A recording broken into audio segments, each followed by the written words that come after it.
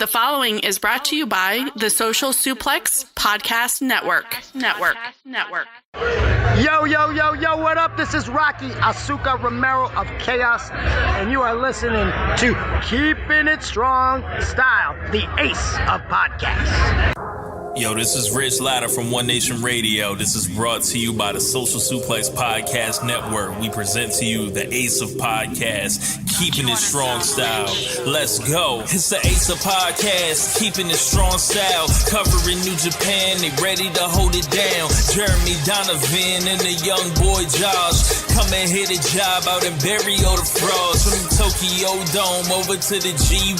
Social Suplex is the network where we can get it done. I'ma chill and let them have it, cause this is just an intro. Keeping the strong style, 6 stars from the get-go, boy. Yeah, from Tampa Bay to the Tokyo Dome, this is Keeping It Strong Style with your hosts, Jeremy Donovan and the young boy Joshua Smith. And thank you for listening. Welcome to Keeping It Strong Style, the ace of podcasts on the Social Suplex Podcast Network. Jeremy Donovan here alongside the young boy Josh Smith. On today's show, we'll be reviewing the last few nights of the Kizuna Road tour, as well as covering all the latest news in the world of New Japan Pro Wrestling. You can support our show and the network by subscribing on the podcast app of your choice and leaving us a rating and review. You can get all the podcasts and columns at socialsuplex.com. Go to socialsuplex.com/subscribe to sign up to get the podcasts and columns delivered directly to your email inbox. Also, make sure to check out our friends at purorezuroad.com. A lot of great Puro content up on that site. Again, that's purorezuroad.com. Check those guys out. You can also follow them on Twitter. A lot of great stuff on that site. Also, just want to thank everybody for, checking our show out. Our Dominion review is still getting lots of downloads. Really? Yeah. So I haven't even checked it out. a lot of people continuing to check Keeping It Strong Style out, and you've been checking those numbers out, huh, Jeremy? Dude, I'm on the numbers like every day. Mark for yourself. Dude, I am a mark for myself. Yo, that's funny. Oh man, but no, seriously, guys, thank you for listening to us ramble about the greatest pro wrestling on earth today. So it's pretty cool. Yeah, make sure you guys are giving us that rating and review. That really helps us out in the algorithm, and with Apple Podcasts, it helps us recommend our podcast to other people. So keep giving those ratings and reviews. And share us with people and tell people. You wouldn't believe how many times I see people post stuff where they're like, yeah, I didn't know that there's any New Japan Pro Wrestling podcast. And I'm like, we're here every single week. Every Tuesday here on the Social Suplex Podcast Network. We're here. We're so freaking funny. We're very good looking. They're the hottest takes. This show's great. All right, so let's get things. Also, the young boy's trying to grow a beard. I saw that Oka's growing a beard out, and I was like, I'm going to try to grow a beard out. And it's been, I don't know, a month no shave, and it is looking scraggly. I'm going to give it 3 to 4 months just to see what it looks like. And you got to be patient, man. You can't just. If it doesn't look good, then I'm just going to call it quits and just accept my James Franco / Keanu Reeves destiny of never being able to grow a good beard. But we will see. We will see. People checking out our show. I guess we should do it right now. Super J-Cast. Oh yeah. So I was gonna shave. I was gonna save that for later in the show, but yeah, absolutely. So last week we were, we listened to other podcasts. Obviously, I think Jeremy listens more than I do. You have a huge rotation. Yeah, dude. I'm listening to everything pretty much. But we listen to Super J-Cast because they are one of the best shows that's out there, and Damon McDonald and Joel, they're doing Super J-Cast, but Damon goes back to the Purocast days. Been in the game 3-4 years now. I mean, you got to give your hats off to him. Plus, I'll tell you the truth, I like to see what we say, and then I like to see what they say. Oh yeah, definitely. I mean, and luckily a lot of times there's not enough overlay to where our shows, I think by the time we record, we don't even hear theirs I'd say 90% of the time. Right, yeah. So it's interesting because there's a lot of things we don't agree on, but there's a lot of things where I'm like, man, like our opinions are very similar, you know. But last week they were talking about different shows that they listened to, and you know how there's a million New Japan podcasts like popping up all around, you know, the internet. Because the product's so hot. Luckily, like me and Jeremy, we decided we jumped December, on at the right time. Yeah, there was not much going on, and then all of a sudden things just started popping off. Ever since like Omega and Jericho, I would say. Yeah, and you know, last week like Dan McDonald gave us a little shout out. Yeah, that was awesome, man. A little mini version of the what they like to call the Kevin Kelly shout out. He put us over, man. He gave us the rub. Yeah, so those guys put on a great show. I'm a big fan. Don't always agree with all the takes. I'm sure that it's the same way, but I mean, if as far as like a great podcast covering New Japan, they're one of the best. I think we're the best. Well, we are the ace. But no, they're really, really, really, really good. And I mean, they should be, because Damon's been doing it for a while. Joel is newer, but I mean, for someone who, well, he's been podcasting, but newer to New Japan. Yeah, and I mean, they do a great job. Yeah. So I mean, that was really cool. I mean, I didn't expect it even a little bit. I know, it's just so weird, like listening to Super J-Cast and you hear Keeping It Strong Style, like, wait, what? Yeah, bro, I was at work and it was really slow, and I was listening to that and I was like, wait, what? I mean, it was cool because obviously, and we're not going to shy away from the truth. We're one of the smaller podcasts that are out on the wave. We expect this thing to grow. It has been growing, and we expect it to blow up. But I mean, what were some of the other podcasts they were naming? Like, I mean, a lot of the Voices of Wrestling stuff that's on that they're network. naming like other big ones that they listen to, like Observer and Flagship, and there were some other ones.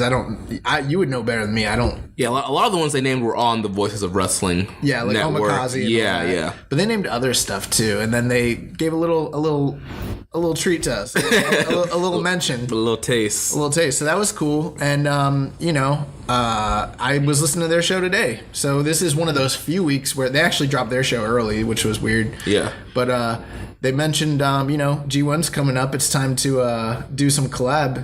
Hey, Damon, Joel, you guys know where to find us. You know where to find us. They followed us back on Twitter. Oh, really? Yeah. I don't know anything about it. I really don't know anything about our Twitter, so I don't know what goes on. So if you guys are talking to someone on Twitter, it's Jeremy. But that's cool. Were they not following us before? Nah, they were big leaguing us. Okay, nice. Well, that's cool. So yeah, thanks guys, and that's really cool. All right, let's jump into something a little bit kind of somber. Oh my gosh! So last week we got the news. Dude, I've been down all weekend. I think this is part of the reason why. Yeah, from about Big Van Vader.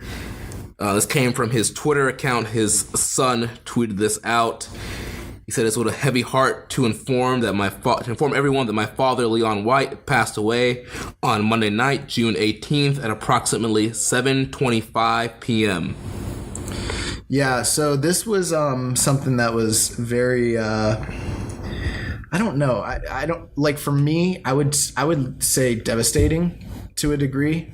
I actually saw something where Jeremy Tate of Grown Men Watch This.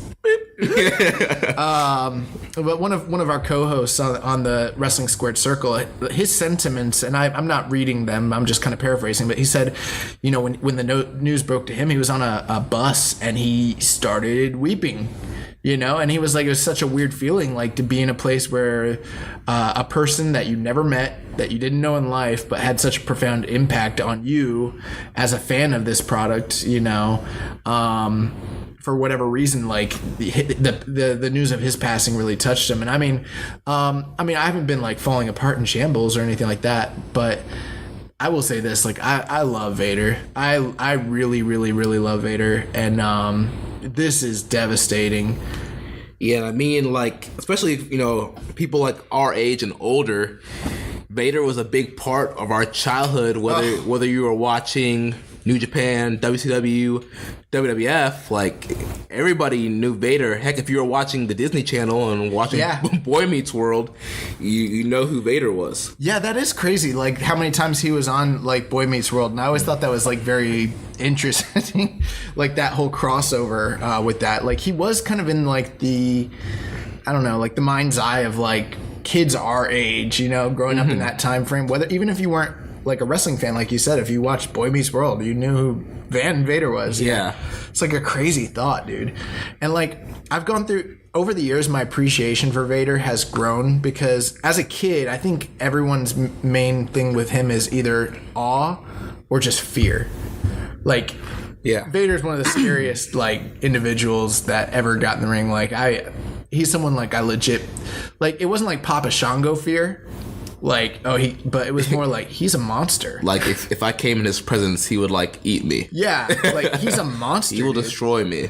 So, I mean, that's always been something that stuck with me. Like, his aura, like, his presence, you know what I mean? Yeah. But not just that, but going on to, like, over the years, I've done, like, these 80s rewatching projects and all that, and over the years, like I'm like, when I get to 80, like between 86 and 89, there's so much Vader stuff out there. I'm like, and watching Vader when he was young, I'm like, oh my god, this guy was amazing. Like, watching him in like Germany, watching him in the AWA, watching him in New Japan and the shoot stuff and all that. Like, I'm really like I'm blown.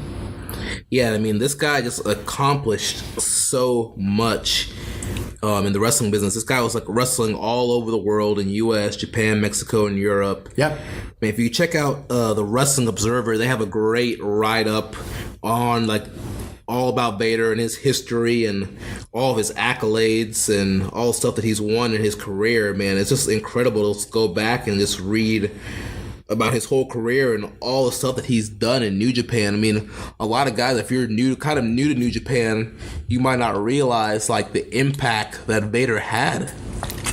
Yeah, that was something where, you know, I think we talked about Aries with his run this past year, collecting all the belts, and he is like a champion of a major promotion in 3 different continents. And the only other person I can really compare that to is Vader, but it's really kind of not the same thing when you're comparing like the Australian title that it holds, the Impact title, and then you know, like the Defy title or what have you. Like, those are great companies and taking nothing away from them, but they don't really hold a candle to the impact of Vader holding a title on 3 continents, because he was holding the titles in the UWA, which was at the time was like maybe the first or the second largest Mexican promotion in Mexico next to CMLL. He was holding the CWA title, which was the catch wrestling title in Germany. Yep. And then he was holding the IWGP title at the same time. Right. He held the IWGP title 3 times, which is the most of any non-Japanese wrestler in history. Yeah, and he was the first Gaijin to win that belt. That's why we actually named, and for my money, I still think he's the greatest Gaijin in New Japan's history. Taking nothing away from the great talent that's been there, but he's the guy that, like, he was the Gaijin that set himself up as like the monster and like the benchmark for what it means to be a foreign talent to come into that company. That's why we call our Gaijin, Big Bam Vader Gaijin of the Year award. Yeah, and that's almost a sad thing now, because we did that this past year, and I was not thinking like in the next year like Vader be gone. You know what I mean? Yeah. I mean, his accomplishments go on and on. He was All Japan Triple Crown twice. He was the UWFI champion. Yeah. He was a 3-time WCW champion. Yeah, 3-time WCW champion. He was scheduled to win the WWF championship in '96. Thanks, Sean. Against HBK, but Sean nixed that and then went to Psycho Sid instead. In which Vader was supposed to win it at '96 Survivor Series, but ended up losing to Michaels at the '97 Rumble in San Antonio in the Alamo Dome. 1993, he was the Wrestler of the Year. Yeah. So, I mean... Yeah, absolutely. Like, 93 was like a hallmark benchmark year for him. Everything that he did in WCW and UWF at the same time, like, yeah. I just when I think about Vader, like there's so many like I don't know, there's just matches that come to mind. Like what for you, like I know that you probably haven't seen a lot of the catalog of his New Japan stuff, but like for the listeners out there, like what matches kind of stick out to you, moments and well, something I was just watching today before we recorded, it's actually the free match of the week on New Japan World. You watched that? The Vader it's crazy, versus right? Stan Hansen. Oh my god. Jeez. Yeah. So that was a super show actually. It was New Japan versus All Japan, which like almost never happened. And so the basically the whole deal there is Stan Hansen being the biggest, most well-known gaijin in Japan, but representing All Japan, coming over to take on the young guy. Right. And bro, tell us about that match. What do you think? Dude, I mean, you want to talk about strong style, bro? Oh my gosh. The strikes, the like... You saw the eye pop out, right? Oh, yeah. The eye popping out and like pretty much like putting it back in his eye. Like, no, he did. Yeah. He did. He had literally physically his eye popped out of his skull. And put it back in. He put it back in, and if his eye hadn't swollen shut to hold, he had, like, his orbital bone was broken. Yeah. He had nothing to hold his eyeball in his head, and just the swelling held it in. Yeah, dude. It was like nuts. And if he hadn't have done it, maybe a few moments sooner, he wouldn't have been able to get the eye back. He could have lost his eye. Dude, that would have been crazy. And, you know, and I've seen, there's been a lot of clips. I mean, with his passing, there's been a lot of stuff flying around on Twitter, on Facebook. So I've seen a lot of clips of him in, like, Inoki, and just clips of him, more stuff of him and Stan Hansen. There's a lot of clips of him just tossing dudes with crazy suplexes and the lariats and the strikes. You know, obviously I'm a little bit more familiar with like his WWF stuff and, you know, being managed by Jim Cornette and this kind of the stuff of like Shawn Michaels. I mean, you want to talk about the Shawn Michaels match is really good. Yeah, you want to talk about some of like the best like TV squash matches? Like, dude, his WWF squash matches were like great. I'll tell you what, I always thought as a kid, one of my greatest dream matches was Yokozuna versus Vader. Oh yeah. And I always did believe, I was scared of both of them, but I always did believe that Vader could beat up Yokozuna. And then, like, that was kind of true. Yeah. And I was like, I don't care how fat Yokozuna is. Like, he's not as scary as Vader. Like, Vader will come in and murk this kid. Yeah. And also the scene with Vader and Ken Shamrock has been flying a lot. Where that's Vader, from King of the Ring? Yeah, and like Vader's telling Shamrock to like ease up a little bit, but Shamrock's going harder, and then Vader's just like, BOW! Vader's one of the only guys that could work that style with Ken when Ken first came in, because Ken was just so crazy stiff. That's actually a great match. I remember I did a Ken Shamrock rewatching project a few years ago. And that was one of the few matches that sticks out. There's very few guys that could work with Ken and bring him to a passable match, but Vader was one of those guys, and I mean, that's a stiff match. For me, like, one thing, like, someone mentioned to me, they mentioned the Flair match at Starrcade 93. Yeah, that's another great one. And I was like, oh, like, they said that, and all of a sudden, like, my stomach, like, kind of dropped, and I just thought, I don't know if I'm going to be able to watch that match.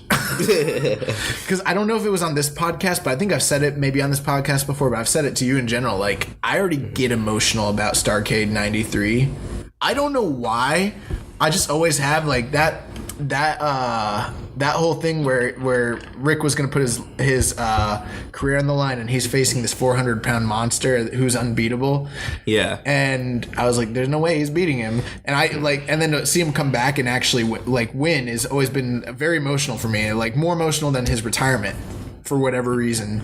But now that Vader is gone, I'm like, it's kind of like WrestleMania 7. I can't really watch WrestleMania 7 because Sherry's gone, Elizabeth's gone, Warrior's gone, Macho Man's gone. I don't think I can, like, I haven't watched that match since Warrior died. Yeah. And so, like, that's an emotional match for me.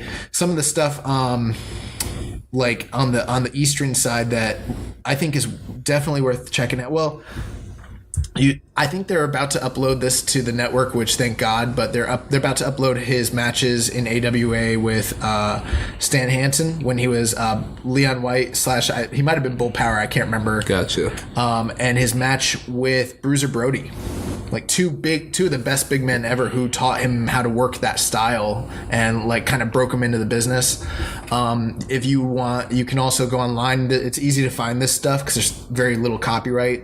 His 89 and 1990 matches with Otto Vons from CWA, just brutal.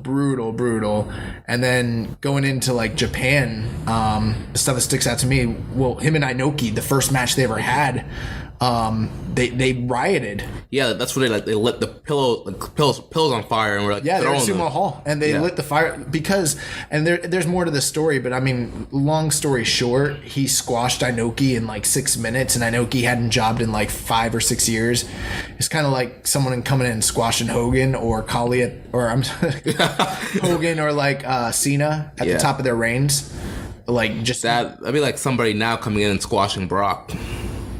Kinda, except for more like a good guy superhero babyface who doesn't put people over or so. Right. And he squashed him like it was nothing.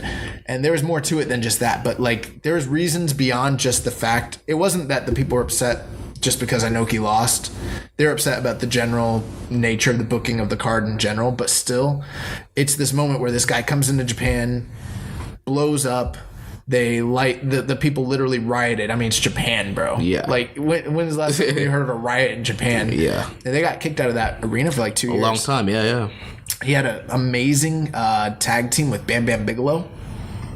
In the 90s, they were the IWGP Tag Team Champions. They had great matches with the Steiner brothers. Dude, can you think of a more scarier tag team than Vader and Bam Bam Bigelow? Two of the most agile big men. Two guys that can moonsault with their size. They had matches with Hase and Muto and Hase and Sasuke that were just great. Their title reign was legendary. And then his matches with...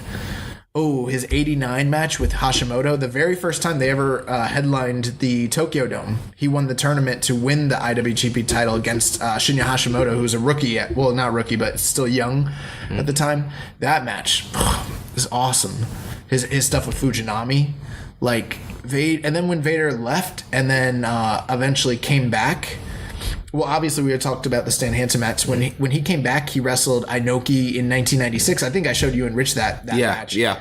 I mean, my God, bro. He almost killed Inoki. Dude. Broke that man in half with those suplexes and stuff. Oh, man. Yeah, his stuff with Takada in the 90s, 93 and 94, they're the best matches in UWFI history, and it's a shoot-style promotion, which...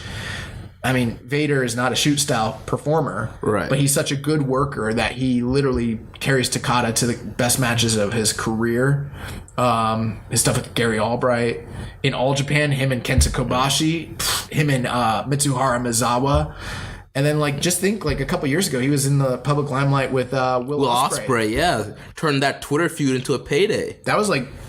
his last like real notable big like, and I mean like he was also still coming back and doing some stuff with WWE. He like squashed Heath Slater on like one of those like Raw things. The notorious time he came back and he tripped in the match with Batista. Oh yeah, I think it was like a Taboo Tuesday or something like that. But and the dude like the Vader time thing, dude, that was something like Vader. It's time. Yeah, dude. Me and my friends we like messing around, but like, bro, what time is it?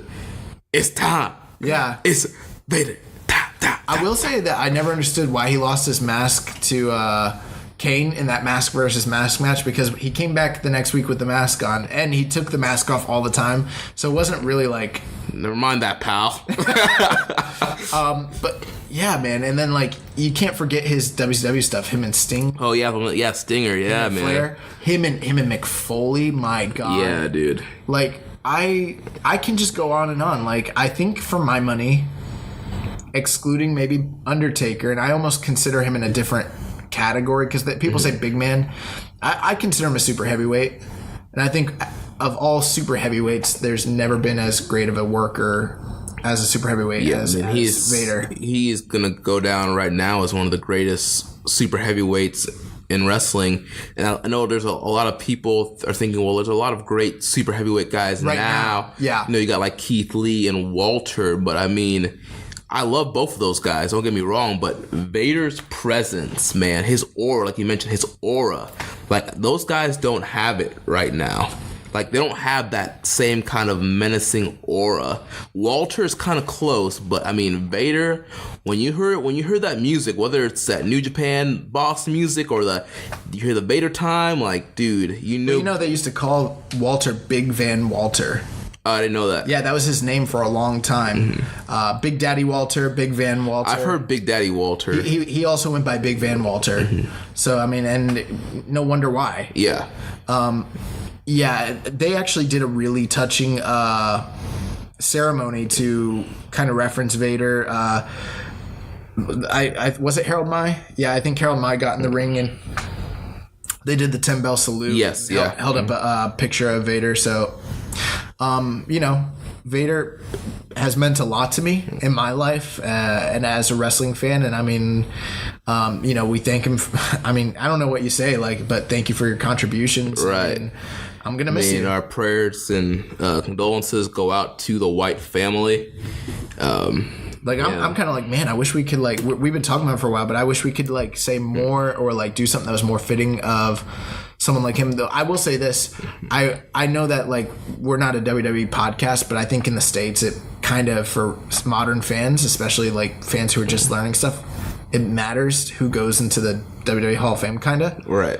I don't know how much after that last ceremony, but he was a guy they knew was sick, and I felt like after everything he did for their company and stuff over the years, they should have put him in. Yeah. I'm a little surprised they didn't, knowing they let him put Stan Hansen in as an inductee a few years ago, but they waited till he passed away. They knew he was not in good health. Yeah, I think it was probably just one of those things where they're waiting for the right market, or they have a certain type of legends and females or whatever quota of people they're trying to hit. Yeah. So Vader probably just didn't fit into their plans at the time, and so we'll get to him eventually, but yeah, didn't work out that way. Yeah. He's also one of the I'm trying to think this is a guy who went to Japan, beat Inoki clean. He went to Europe, beat Otto Vons clean. He went to Mexico, beat El Canek clean. This is a guy who's beaten the top guys out there. And if you go on the Observer and the write-up of Vader, there's a whole little section of all the Hall of Fame or major stars that Vader worked with. And it's just incredible, the list of guys that are here. Yeah. So I'm still very shocked. I was hoping for Vader to pull through. I'm glad he's not in pain now. Oh, one thing I thought was very amazing. I read a story about how Sting was coming and comforting him for over the past year. I don't know if you saw that. Yes, yeah. I saw a little bit. I didn't get to read all of it, but I did see that. Yeah. They were saying that Sting knew he was sick and he was visiting him pretty periodically. And he was a big source of strength and comfort for him. He was there when he passed apparently the last few days. Also too, I don't know if you heard of a lot of the Kenny Omega interviews. Kenny talked about how Vader got him into there. Yeah. So. Yeah, even he was saying that this is from Vader's son, who actually said this stuff about Sting. He was that they're both men of faith, so they're reading the Bible together and stuff. So I mean, that's you never hear a bad thing really about Sting nowadays. So I mean, that's awesome that he was able to do that for the champ. So yeah. All right, it's hard to transition from that, but let's move on. I mean, I could talk about Vader for days. I know we can. I could talk about more matches. There's so many great Vader matches out there. My goodness. We're gonna jump over to Kizuna. Put over Ron Simmons. Yeah, he did. Us.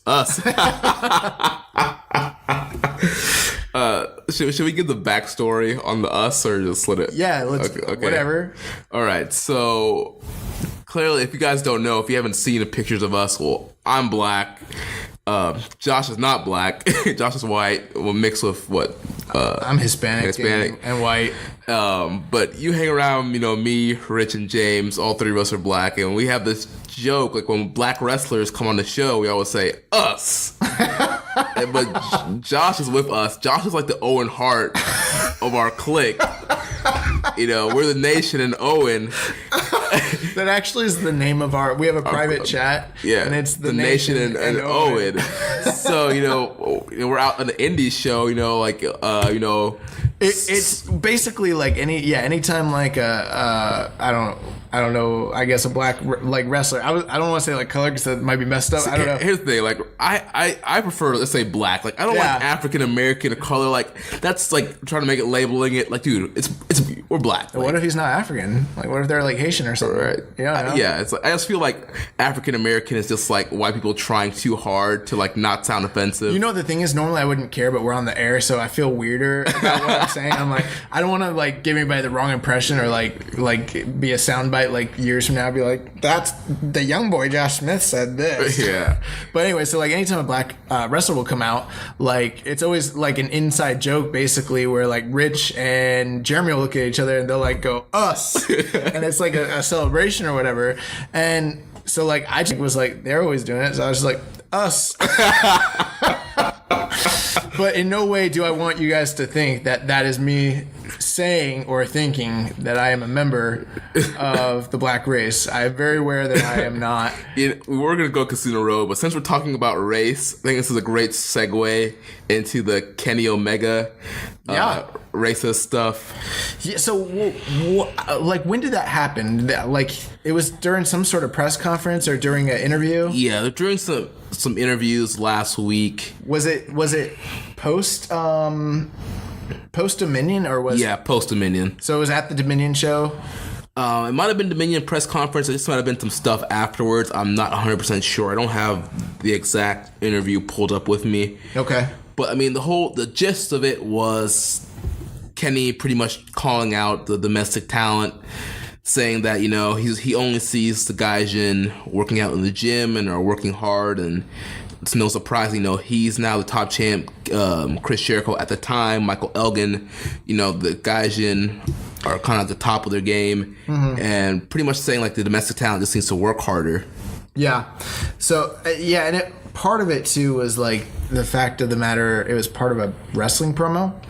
Also, I in no way, and maybe I'm wrong here, this is just my take on it. When I was listening to this, it didn't sound in any way like it was a racial thing.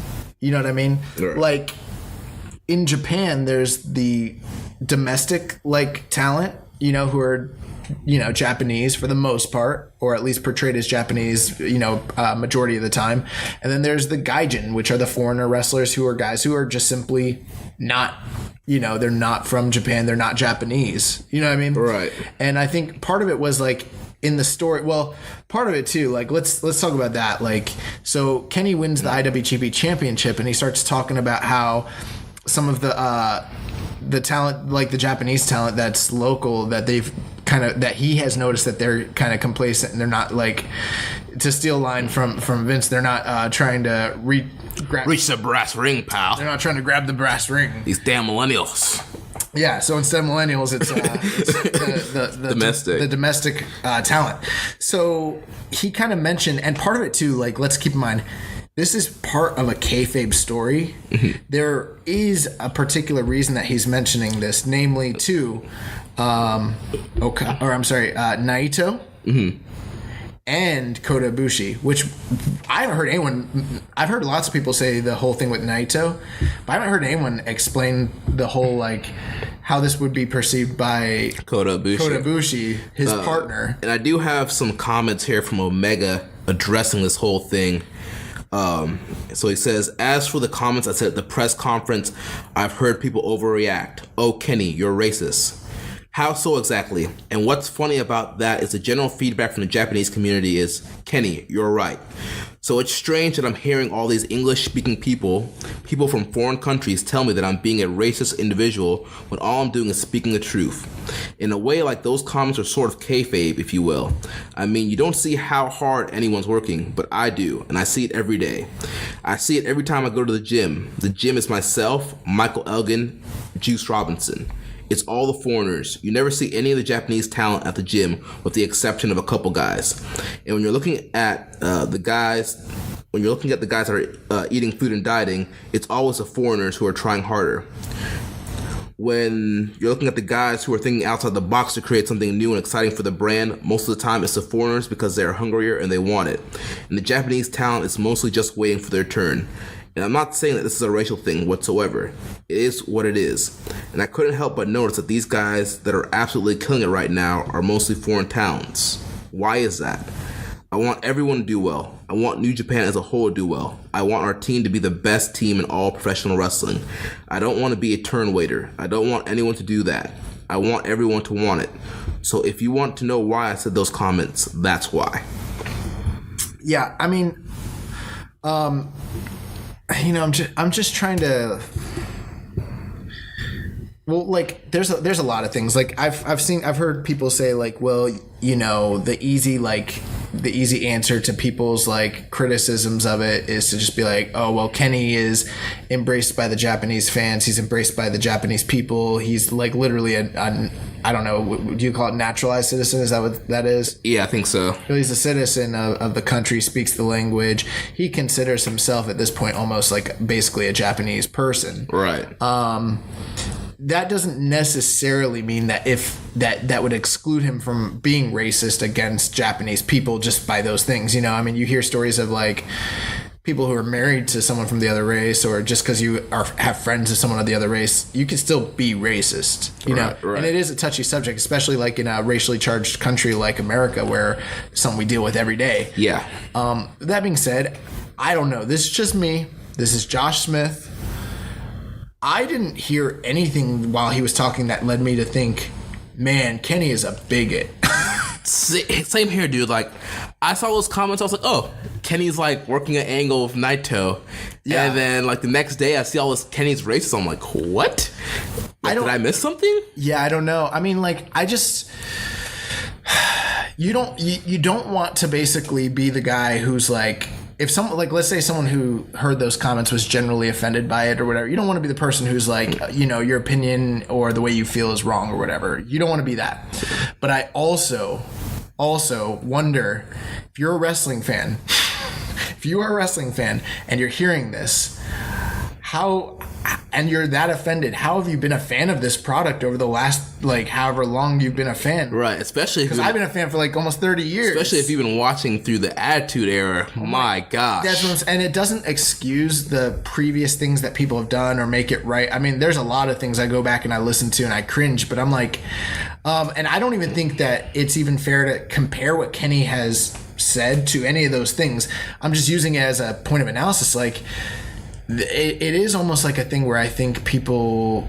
I don't want to, like, blame a victim, but it is. Right. It's like everyone is jumping on this bandwagon. Well, not everybody, but a lot of people online are jumping on this bandwagon to say, like, Kenny's a racist. Where I'm like, I don't know, guys. Clearly, guys, not from. I mean, maybe he could be. I mean, we don't personally know. I mean, no one knew that Hulk Hogan was going to say the stuff that Hulk Hogan said. Right. So but I mean, you don't know from what we have seen and heard of Kenny. I mean, but nothing about this angle led me to think, like, oh, this guy's a racist. It's not like Dr. D. Schultz saying the crazy stuff he used to say in his promos, or even like Ric Flair used to say crazy stuff in Mid-South to get heat. Like, right. I'm like Roddy Piper. My goodness, like, dude, Hulk Hogan, bro. Actually, that's something that a lot of people know about. You should hear. Go back and watch the 81 feud between Hulk Hogan and not Rocky Johnson. Tony Atlas. Yeah. Oh, Hulk! That's some stuff. You want to talk about, like, how people are like the Booker T thing? Yeah. Oh, you got to go back and listen to the Hulk Hogan stuff with Tony Atlas. I probably shouldn't even bring it up because it's gonna just fan the flames. He says some crazy stuff, but right. I just never. Nothing about this to me, like, seemed like racism. You know what I mean? Now, I will say this, like, from what I understand in Japanese culture, like, the wrestlers have never been trained or taught to be, like, body guys. Right. It's always been more about, like, fundamentals, learning ring awareness. The dojo life, all that. And they've never been, like, get in there and pump that iron and get a physique like a Kitamura or something like that. Like, that's rare. So, I mean, there could be something there where, like, Kenny's like, well, these guys aren't in the gym. And it's like, well, I don't know, it's different culture, but I'm sure Kenny knows that. Yeah. And I think there was something like Hiromu at one point was talking about how, like, Naito goes to the gym like 3 a.m. in the morning. So to sneak off. Yeah, and I'm sure. So if you're not at 3 a.m. in the morning, you're not going to see Naito like getting his pump in. So yeah, but I mean, ultimately, I just almost feel like this is a non-issue, and it's just people who want to get worked up about something that is literally nothing. And I'm sorry, like maybe that makes me a jerk. Maybe I do misunderstand. Maybe, like, I don't know, but I just didn't see anything in this that seemed like it was racism to me. Same here, man. And like, I don't know. I feel like I'd be the first.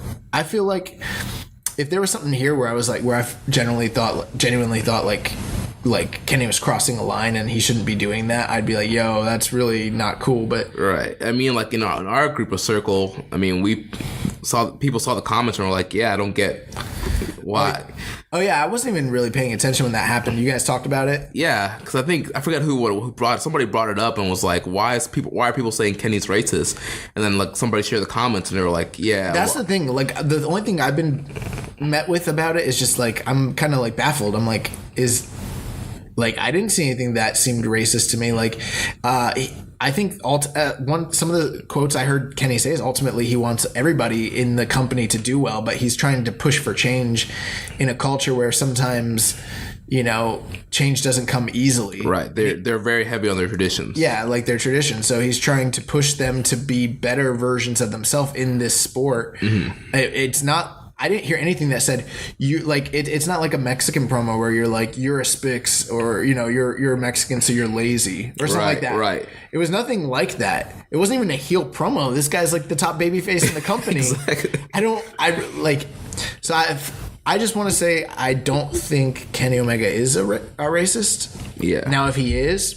We'll never know. We'll never know unless he gets busted, like in a secret camera deal. But I think ultimately, this is one of those things where, like, I don't know. To me, it's more like Twitter's just ugly.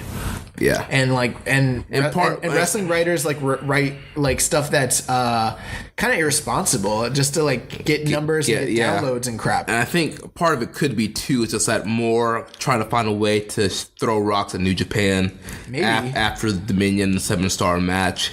So that could be part of it too, but I mean, I don't know. If there was something to criticize here, I feel like we would want to criticize it, but to me, it was like this was an angle.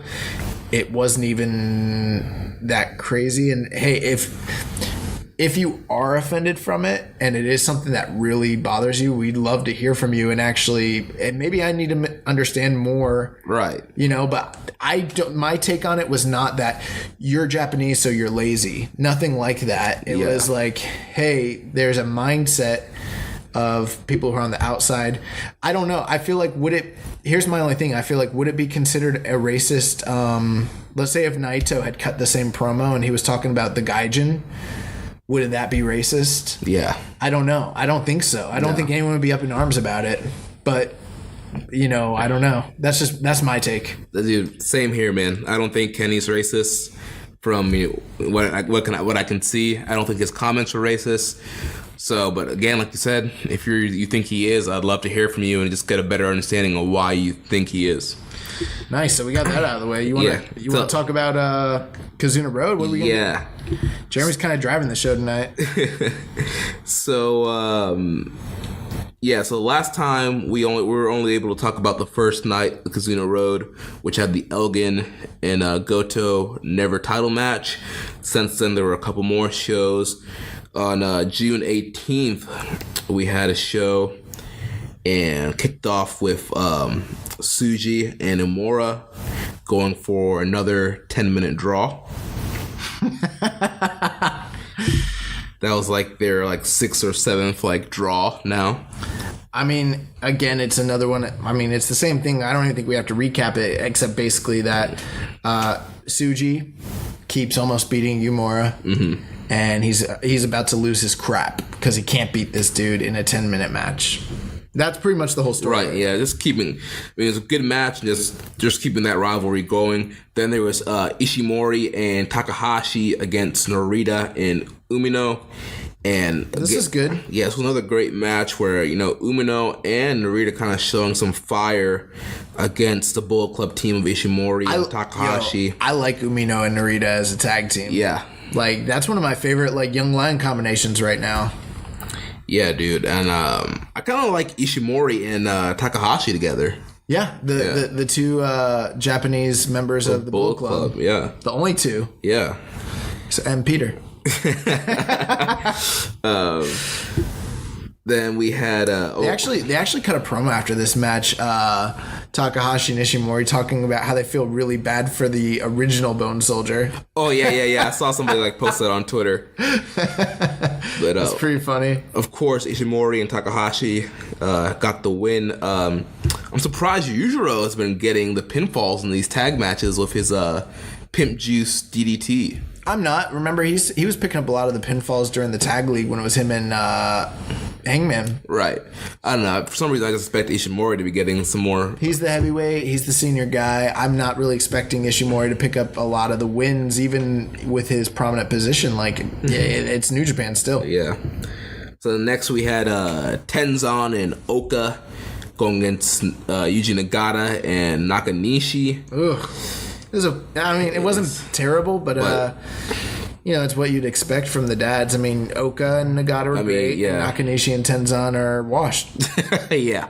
I'm sorry. Yeah. And I love Tenzan, bro. Like, it's kind of like being like, Kurt like for you Western fans who might not be as familiar, it's like watching Kurt Angle and being like, dude's washed. Yeah. It's like that. Like, Tenzan was amazing in 2001 and 2002 and all that. Or also another good comparison is like Undertaker. Yeah, it's like Taker's washed. But Tenzan's old, man. He's washed, and so is Nakanishi's always been washed, though. Yeah. He was never clean, like. Oh, man. So then Nagata and Nakanishi got the win in that match against Tenzan and Oka. It was Nagata hit his backdrop driver on Oka for the win. Oh, Oka took a loss? Surprise. That's crazy. Next up, we had Taguchi, Toa Hanare, David Finlay, and Togi Makabe against Toriyanu, Yoshihashi, Sho, and Yo. Team Chaos. Yes, Chaos. And this was another fun, good tag team match. Everybody kind of getting their time to shine. In the end, Chaos defeated Taguchi Japan. Yoshihashi tapped out Toa Hanare with the butterfly lock. Chaos been acting kind of heelish on this tour a little bit, huh? Yeah. Noticed? Mm-hmm. Because they're tweeners. And then after that, there was the block announcements, which we already talked about last week. Mm-hmm. And then... How about this great moment at the beginning of this match? So, Naito, Evil, Sanada, and Bushi taking on the team of Suzuki-gun, Isuka, Taichi, Kanemaru, and Taka Michinoku. But when Naito made his way out... And that little kid was so nervous. Yeah, bro. dude, he wanted to say hi to Naito so bad. He was so nervous to talk to Naito. And like the little kid in me, like the little kid wrestling fan, like I was like, I've been there. Like, yeah. And then like the kid was just nervous and he put his fist out and the kid like came up and pounded it. I was like, great moment. Like, Naito, you're great, man. Can you imagine a moment like that with Roman Reigns? Oh man. Oh my god. But in this match, surprise, Suzuki-gun jumped the bell. Big, crazy brawl between these guys. And it winded up with LIJ getting the win on Suzuki-gun. And Bushi hit the MX and got the win for the team. And very interesting post-match, they did their normal LIJ fist bump, and then Naito went for another fist bump with Sanada, but Sanada denied and walked out of the ring. Now, they all already fist bumped. Was that at the beginning of the match or at the end? This was post-match. They had already did the 5 of them. First time? Yeah. Was that post-match or pre-match? I'm trying to remember. It might have been pre, but after the match, Naito again asked for a fist bump from Sanada. Sanada was like, nah. Cold Skull just looked him dead in the eyes and just walked backwards. Didn't give him the whatever they call it, fist bump, and he just walked out, and I was like, oof, teasing a little bit of some tension in LIJ. They're both going to be in the B block. Yeah, so we're going to get that first. We've never had a match between these two, so that's going to be crazy. I think we have had a match between Evil and Naito. We might have had one with Evil and Sonata one year in the block as well. Yeah, but never Naito and Sonata. So that's going to be very interesting. And next up, we had Tanahashi, Big Mike, Juice Robinson, Jeff Cobb taking on Kushida taking on Okada, Goto, Jay White, Tomohiro Ishii, and Geto. So a chaos team here against Tanahashi and friends. And this was a very good high energy tag team match. Probably one of the best things on the show so far. And just doing a lot of setup here. Setting up the US title match with Jay White and Juice Robinson, setting up the never openweight title match with Jeff Cobb and Hiroki Goto, and then the rest of the guys are in the G1. We know Okada and Tanahashi will be in the same block, and Tanahashi and friends ended up getting the victory here via submission. Kushida got Geto in the hoverboard. Yeah, this was very good. It's what you kind of expect from a New Japan multi-man match, especially with this many guys. It's kind of you don't want to say paint by numbers, but this was very, very good, very entertaining. Everybody got their stuff in. And how about the stuff with Okada? Yeah, man, Okada's depressed. Yeah, so Okada's been coming out, no Rainmaker pose. He's getting announced in the middle of the pack. Yeah, they came out to Jay White's music. They're coming out to other people's music than his music, which is these little touches, man. Yeah. New Japan puts these little... If you're not watching... See, that's the thing. I've talked to people before about Road 2 shows. And I guess Kizuna Road's not really a Road 2 show, but it's a little step higher. A little step higher.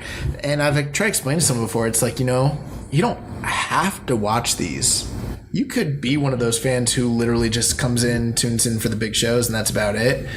But they reward you for watching these shows with little tidbits that make you appreciate the product so much more than if you were just to watch Okada. If you're a guy who just watches Okada's big matches and his title run, that's great. You're seeing greatness. But if you're not watching the promos, you're not seeing these Road 2 shows, you're not getting the full scope of his character. And this stuff is magic, man. Yeah. I'm where does he go from here? Yeah, the great thing is, man, we don't need a 20-minute opening segment promo to let us know that Okada's depressed and what's going on. They just gotta announce him in the middle of the pack. It's something I always learned. It's show, don't tell. Yeah. And that's exactly what New Japan does in their storytelling. No Rainmaker pose. He's in the middle of the pack. He looks downtrodden. He's hardly getting any action in these matches. Yeah. He's definitely he's not highlighted whatsoever, which is crazy. It's dang, he's lost his confidence. And it's so apparent. Like, they're so smart, man. And then very interesting post-match, Jay White laid out all the baby faces. Yeah.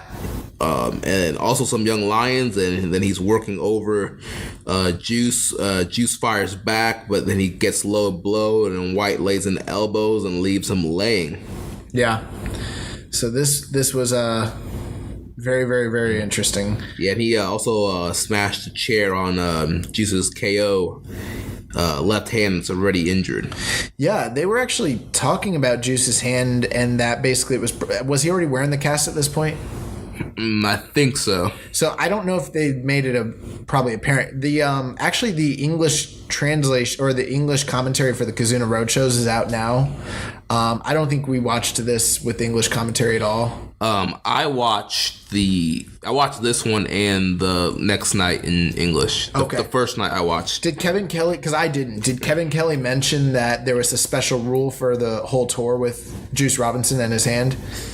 Because it was on the New Japan website. I can cover it, but basically they said that he was going to be allowed to compete with the cast, but that there are special rules that his hand was broken and nobody could attack his hand. If you attacked his hand during a match, it was automatic DQ. Yeah, but also too, if he uses the cast as a weapon, it's a DQ. Yeah. So great storytelling elements for their match, the G1 special. Yeah.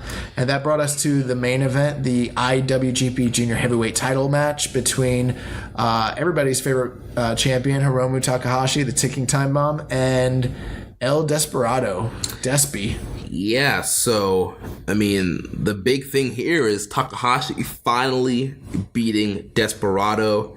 After years. Yeah. Years and years and years. Get some revenge, gets his first title defense under his belt. But, I thought this was a really great match. I did think their Best of the Super Junior match was a little bit better than this match, but this match was still a great match.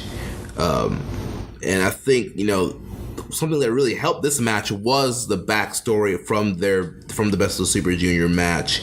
That match was so great. I liked that match a bit more than this one, but I really did dig this match quite a bit. And some of the callbacks, like them fighting in the crowd, and then the backstory. I mean, obviously, we kind of touched on it. From what I see, here's the only thing: I haven't gotten a clear answer on this because I've heard so many different things. I've heard that Hiromu only beat him one time, or that he's beaten him but not in singles matches ever before, or that I've heard different records. But the bottom line, from what I understand, is Despy pretty much beats the crap out of Hiromu every time they wrestle. It's like a David Finlay, Jay White situation. It's very much so that way. So Hiromu basically being, at this point, being the bigger star in their respective careers, coming in as the champion, the tournament winner, but not being able to vanquish Desperado during that tournament tells you a lot. Yeah.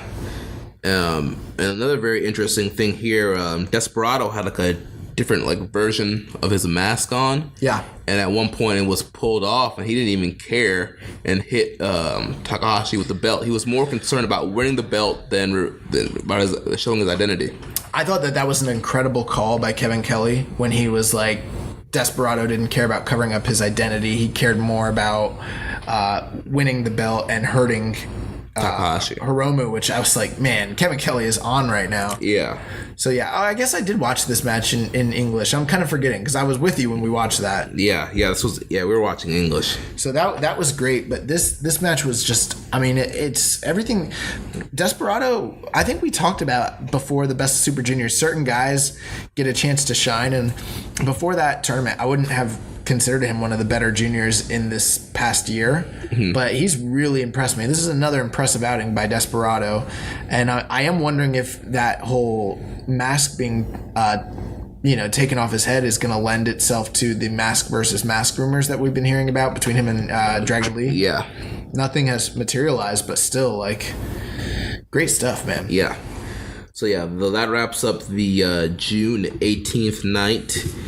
Next up, we had June 19th, and opened up with the Bullet Club duo of Ishimori and Takahashi taking on Kushida and Narita. Oh, before we move on, the only thing I will say, I think the main reason I didn't like this match didn't like it, but was down on it, was there was a lot of overbooking. Yeah, there was a lot. Yeah, in the beginning, it was just a lot of shenanigans. And the end. The beginning and the end. Yeah. The stuff with the mask, which was great, but then the stuff ref with the belt, bump. the ref bump and all that. And then the stuff in the beginning too, like you mentioned. There's just it was a little bit smoke and mirrors, which I mean I like a little bit of smoke and mirrors, but it's a little too much smoke and mirrors. Right. So we're moving on to the 19th night. Yeah, 19th, Kushida and Ren Narita against Ishimori and Takahashi. This was a pretty good opener right here, and it looks like they are teasing a program with Ishimori and Kushida. Yeah, so I mean, that would make a lot of sense to me. I think we all know that. One thing before we move on, here's something I've never addressed this on the air, and I need to apologize to our listeners. What?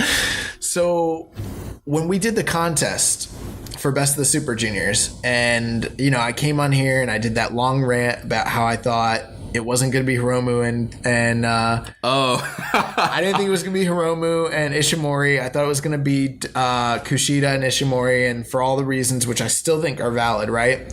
So I do that rant. I submit my bracket, and that's obviously the one that I pick, but then I noticed Jeremy changed his mind too.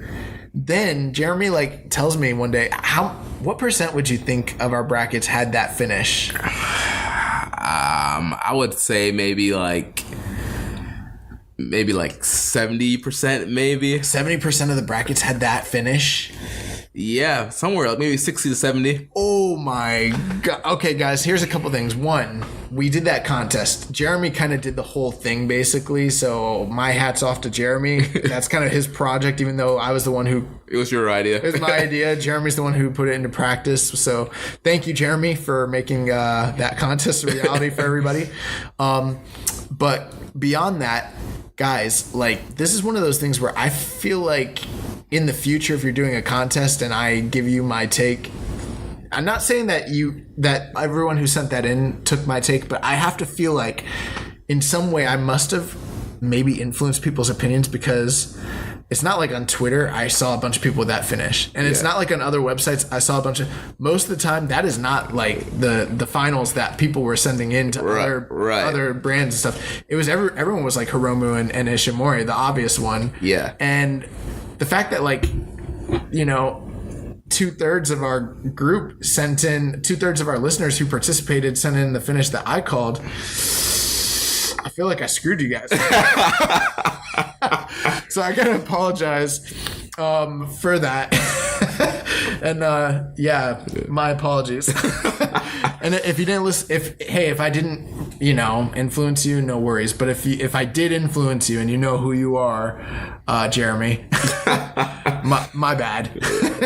No worries. I prefer that, that other people win the contest and not us. Oh, not me. I want to win one of these contests so bad so that I can basically be like, I'm better than you all. I won this freaking awesome knife pervert shirt. Oh, that'd be like the biggest troll job. You know how people wear the modern day Maharaja shirt, shirt, yeah. Get a knife pervert shirt just to piss people off. I don't even want one, but I know Rich is listening. Yo, let's buy Rich a knife pervert shirt. Dang, his birthday's already passed off for Christmas. Let's just get it for him because we're good friends. Yeah. Either that or let's give him a Cody shirt. American Nightmare. Let's get them both. Rich, you want to, bulk up your wrestling t-shirt collection. You know who wants the American Nightmare shirt really bad is James Boyd. Oh, yeah. If we bought that for Rich and not him, I think he'd kind of be pissed. Be like, what? No, I think he actually would think it's hilarious, because I think he would like that too, probably. Let's get in this night, though. Yeah, so next up we got Togi Makabe, Jushin Thunder Liger, and Tiger Mask. Oh, wait, you didn't tell us why Kushida and Ishimori, why you think they're teasing that. Oh, well, post-match, they got into each other's faces, and we're talking smack, and just throughout the match, too, there's a lot of interaction. Tension. Yeah. Nice.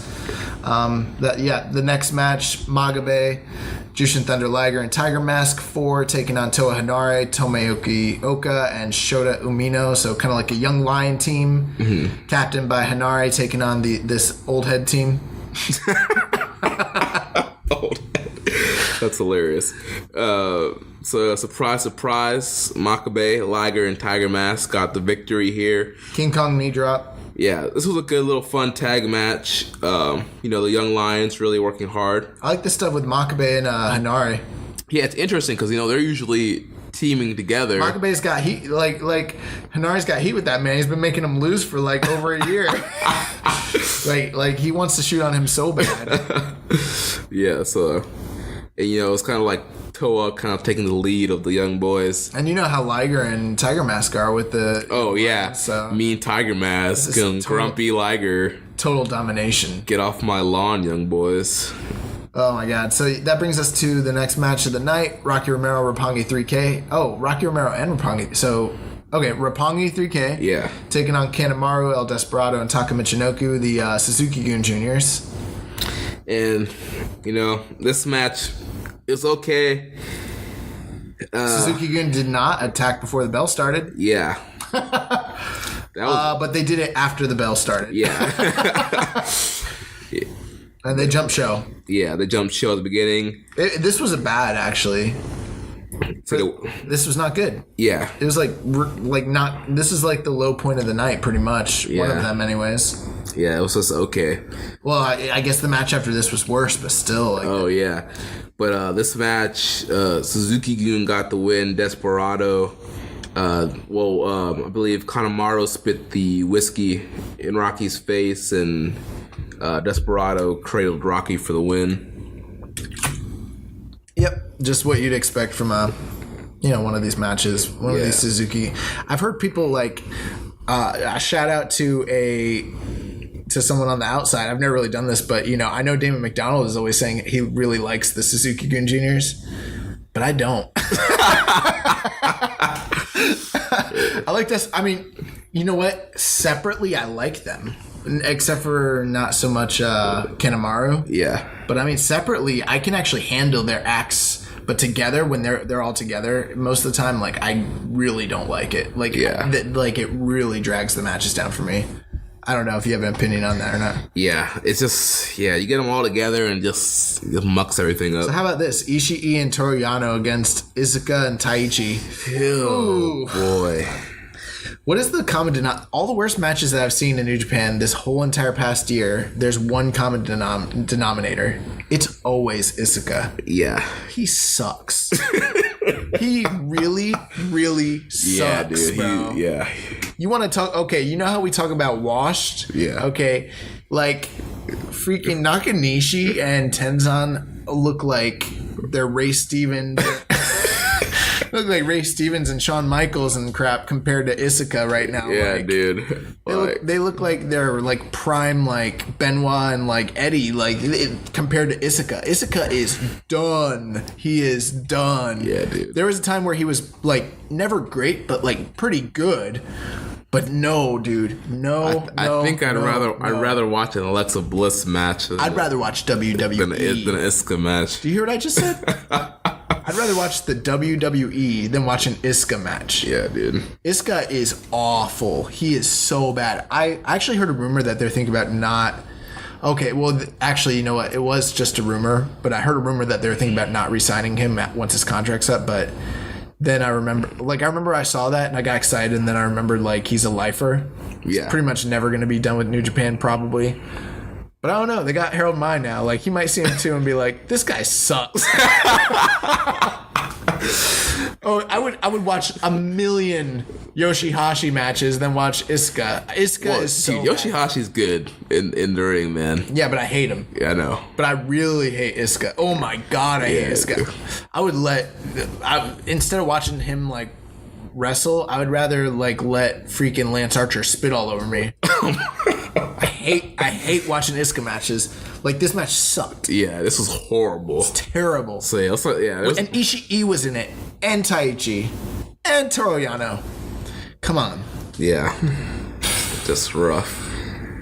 Yeah, but also, so Ishii and Yano defeated Iizuka and Taichi. Thank God. Yeah, Yano got the roll up for the win. That's all we gotta say. Yeah, you got the roll up. That's it.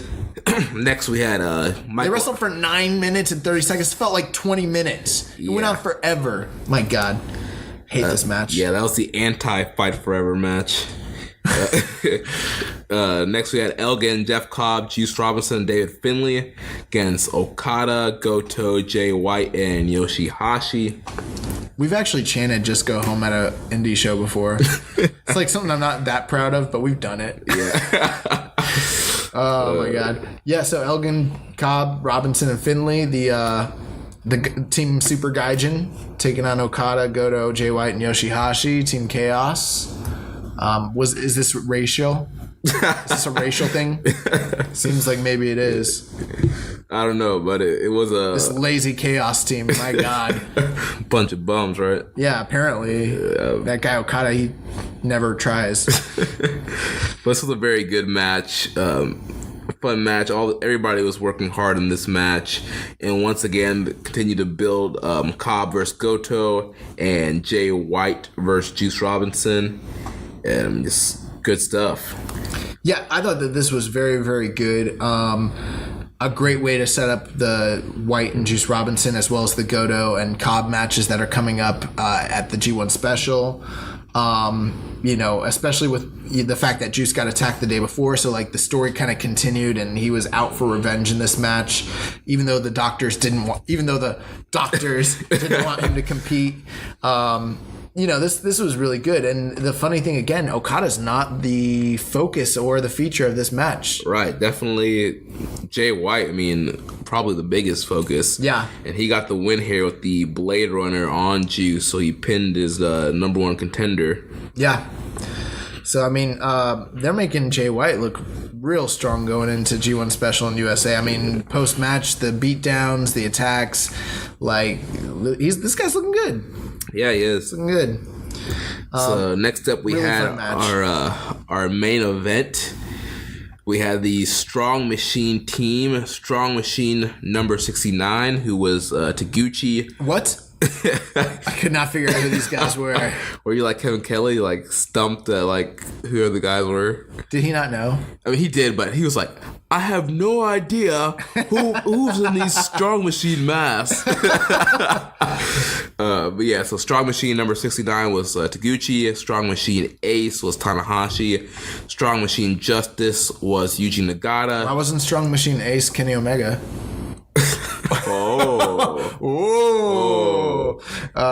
Then there's Nagata. Strong Machine Don Nakanishi. Yep, and then Strong Machine Buffalo Tenzan. Yep, and they were taking on all of LIJ. I wish LIJ would have worn masks.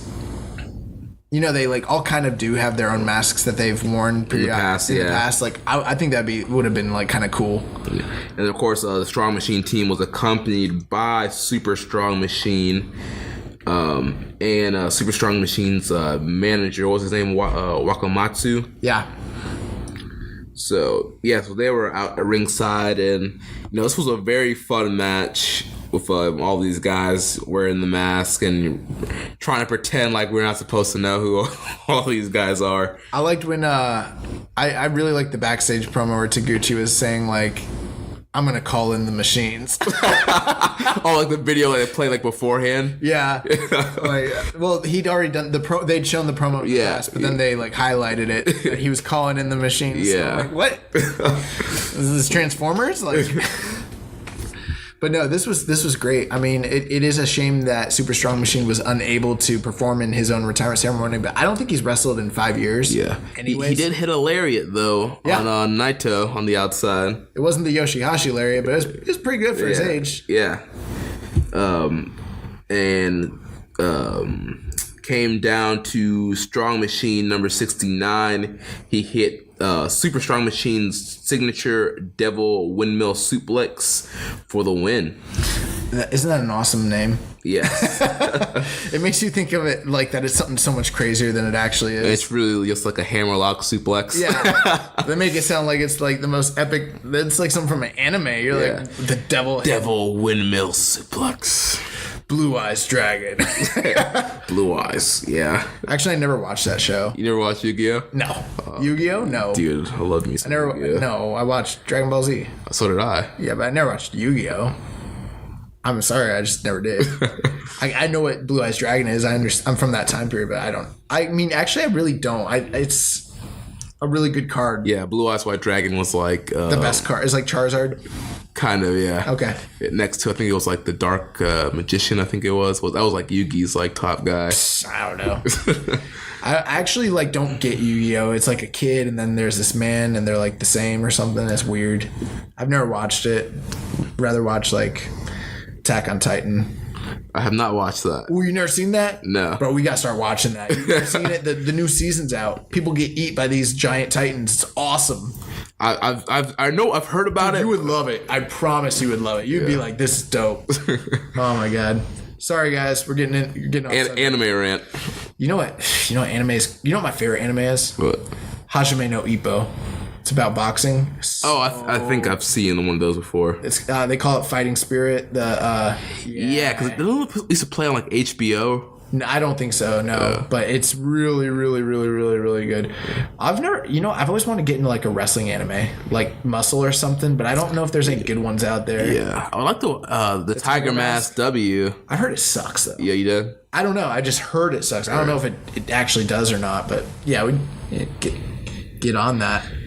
So, also, before we go off this night, so really cool video package at the end for Super Strong Machine. His retirement ceremony, they presented with flowers, embraced him. Kakihara was there, Hiro Saito.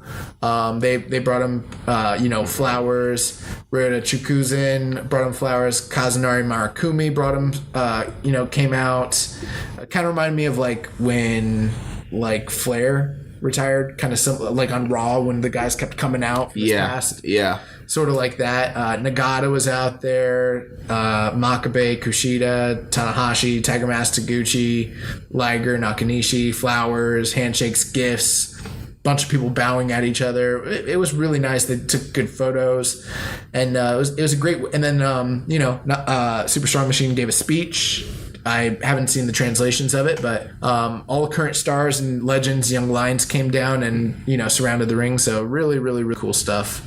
And to cap off the tour, or the major shows that they aired, kind of send a legend off Twilight. Yeah. So yeah, that was a great little ceremony for Super Strong Machine. And then on June 23rd, it's not a little ceremony. It's a big ceremony. It was a super strong ceremony. No, you remember we were at Tampa Bay Pro and Royce Adams was cutting that promo. Oh yeah. And he's like, yeah, we can have a little match. And Buck Q was like, it's not going to be a little match. It's going to be a big match. A big money match. It's going to draw. Yeah. Gosh, that rivalry. Oh my God. If you guys want to catch a great rivalry that's happening in the world of wrestling right now, be sure to check out Royce Adams taking on Buck Q from Tampa Bay Pro. It's all over the internet. It's these promos, my God. Yeah. About that. Am I going to get heat for saying that? Oh, man. Oh my God. So June 23rd, I believe it was, of this tour was the big return of Tomoaki Honma. It's a big comeback match. And we had talked about this because this show was not advertised to be on New Japan World. And I was like, there's no way they're not going to show that. Right. I even said during the episode. You said that, yeah. I said, they're going to at least show that match. Right. And you're like, it's not on the schedule. Yeah, you texted me today and you were like, did you see the match? And I was like, no. I went to New Japan World and saw that they did put that match up. I felt dumb. In the post-match ceremony. I did it. Luckily, I had time to catch it before we recorded. I know you didn't get a chance to watch it yet. I haven't seen it yet, no. Tell me about the match and what happened, I guess. Yeah, it was a good match. So, yeah, it was Taguchi, Toa Hanare, Togi Makabe, Tanahashi, and Honma against all of LIJ. And the story of the match, they were teasing the whole, his headbutt spot, the Kokeshi headbutt. Yeah. They were teasing that the whole match. Like, every time he would go for it, the crowd would be like a big pop, but then it would get cut off. So, did he end up landing it? Yes, not the top rope one, just like the one where he bounces off the rope. Yeah. So he hit that. The ending was so great. It's like a guy who lands that thing like, I don't know, 1 out of 10 times. Seriously. Yeah. So the finish, I can't remember who they pinned. I think it was Bushi. They hit. He hit the Kokeshi headbutt, and then Makabe hit the King Kong knee drop and got the pin. I actually I was trying to look up any information I could while we were discussing this, and I was on Reddit, and someone was like, Tomoaki Honma's back, Kokeshi returns, and someone was like, who the F? And then I remembered, this product just kind of blew up. There are people who don't know who Honma is. They don't know who Honma is. Or Great Bash Heel. I'm like, wow, it's kind of crazy. It's a weird thought, but yeah, they don't really know about Honma. So yeah, it was Bushi, yeah. He was out for 477 days, bro. Yeah. That's crazy. Yeah, they had a double team lariat, and then the Kokeshi, and then the King Kong knee drop. Makabe got the pin on Bushi, and then there was a post-match, celebration. kind of like a post match ceremony similar to the Super Strong Machine. Yeah, I heard his wife came out. She's a wrestler too, and she came out and like celebrated with him. It was supposed to be like a really emotional thing. I gotta watch it. I haven't seen it yet. I mean, what were your thoughts? Like what did you think? What did you feel? I mean, it was great seeing him back. I mean, the whole match, I was worried just from the severity of the injury he had. We haven't talked about it, but I'm very worried about Honma coming back to wrestling. Like, I don't know. Maybe I'm not trying to be like one of those disingenuous, like, right. But I am kind of worried. I mean, this dude is paralyzed. Yeah. So like every like bump he took in the match, I was like, oh, yeah, yeah. So. I hope he's fine. Like, I hope he's getting the medical treatment and, you know, all that he's needed, or that he does, like, I guess like the not treatment, but like the observation. I hope like I just hope he's good. Yeah. Yeah. So if you haven't checked it out, check it out. It's up on New Japan World right now. It's only Japanese commentary. I'm not sure if they're going to add English to that, but it's up on the site. You can check it out. So another thing that I felt like we should talk about, the Minoru Suzuki 30th anniversary show was this past weekend, and from all reports, they drew about 18,000 people to that Pirate Festival for that Minoru Suzuki produce show. And apparently, like, it was a torrential downpour. Yeah, the Rainmaker literally made it rain. Not only did he make it rain, he came out and he did the Rainmaker pose. The Rainmaker pose, bro. And like I've heard people saying, like, him doing it in the rain is like a symbolic, like, washing away like his defeat and his shame, and like it's really cool. The photos that they have are really epic looking. I mean, it's something straight out of an anime. Oh yeah, for real. That one picture where like Suzuki's like staring Okada and it's raining. Oh, Suzuki came out with the Pancrase attire, with the white with the white on you boys. Yeah, he came out with the Big Show attire. Like, we don't get that. Like, the last time he wore that in New Japan was against Sakuraba at Wrestle Kingdom 9. Like, that's the last time we got all white, like, Suzuki. So I'm like, wow. And you know what's funny? Like, the whole time, like, when this match was announced, I kept racking my brain. I was like, this is Suzuki's, like, anniversary show, but is he gonna beat Okada? But he can't lose. But they ended up doing a draw, which I didn't even think about. I kind of thought he might beat Okada because Okada just dropped the belt, and it was much more likely that he could beat Okada. Plus, he's had Okada's number to a degree, even though like Okada beat him in the first match that they had for the title last year. Like, he barely did. And then they went to a draw last year at the G1. Now they've gone to a draw again. Now they're going to wrestle in the same block during G1. So, very interesting. I liked the photos where Minoru Suzuki was walking around the... picking up the trash. The park, making sure they picked up their trash. On that day, all the trash was picked up. We have no idea how to watch this match, right? Yeah. I have to see it. As far as I know, it's not up on New Japan World. I don't know if I heard they were literally like sliding in the rain. Yeah. Like, I heard they didn't do many like running like off the ropes. I've seen matches where guys wrestle in the rain in like Puerto Rico, like with WWF back in the day, and like the territories, and it's never good. Like, so I'm wondering if this match really was good, but it looks epic. Yeah, I mean, I would love to see it. Hopefully they put it up on New Japan World. Although I heard they were doing stuff like basically like Okada was like going up on the ropes and had to like wipe the rope. Yep. And stuff like that. Like, just really, really, really cool stuff. So I want to see this match badly. Yeah. All right, before we jump into news, we got some questions from the listeners. Thank you for everybody who submitted questions. Starting on Facebook in the Wrestling Squared Circle group, our buddy Jimmy Flips, Ben Schaefer, he asked, after Cody, do you think Naito is next in line to challenge for Omega's IWGP Championship? Yeah, I think so. I think they've been teasing that. Like, it seems like that's where it's going. Plus, I mean, if you want me to book it, it's pretty simple. They're wrestling each other on the first night of the G1. You put Naito over. Everyone who's been talking about Naito, the booking aspect of him and all that, and how he's destroyed by Chris Jericho. Let's see what him beating Omega in the first round of the G1 does for his career. Right. And I mean, it's pretty. I think it's pretty obvious. He's going to be. They always book like really big upsets on the first night of both blocks. Yep. So I think it's really obvious. I easily can see Naito beating Omega here, and I do think he'll be next in line for the championship, whether he wins the G1 or gets a title shot at King of Pro Wrestling or Power Struggle. I did all year. I thought he was going to win the G1. I don't think he's going to this year, but I think he'll be in the top. But I think he's beating Kenny Omega night one.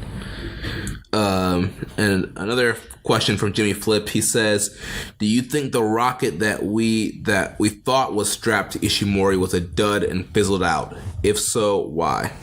No.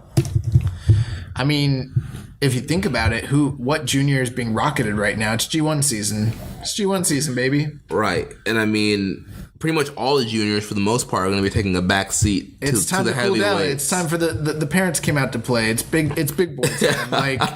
like this is that time of the year. No junior is going to be the front and center of the company, and it doesn't matter who they are, whether it's Ishimori, Hiromu, Will Ospreay, Kushida. It doesn't matter who you are. Like, you're taking a back seat because it's time for. I think it's too soon to tell now. Right. I mean, clearly they have plans for him. They have plans for him, man. They constantly mention him. He still deserves the IWGP Junior Championship match. I mean, he's going to get that. He's probably going to get that at King of Pro Wrestling. Right. He beat the current champion Ospreay at the time, and then also he had a very good match with the current champ Hiromu. So I'm sure after the G1, I could see him lifting the title off Hiromu. Actually, yeah. I could see that. And plus, I mean, in the meantime, he's going to be at Slammiversary. He's going to be doing some stuff with Impact. And who knows where else he might pop up. But I'm sure they're putting him on the back burner. It's not a complete, But I wouldn't even call it the back burner. I just feel like it's G1 season. Right. That's the simple answer. It's G1, no junior is the focal point of the company, not even Hiromu.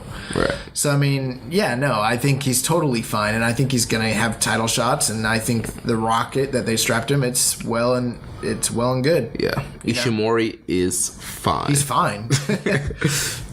Next up, Reddit user Undoubtedly Dean. He says, excluding Okada, which NJPW pro wrestler do you think most needs a change in attire? And what would this change be?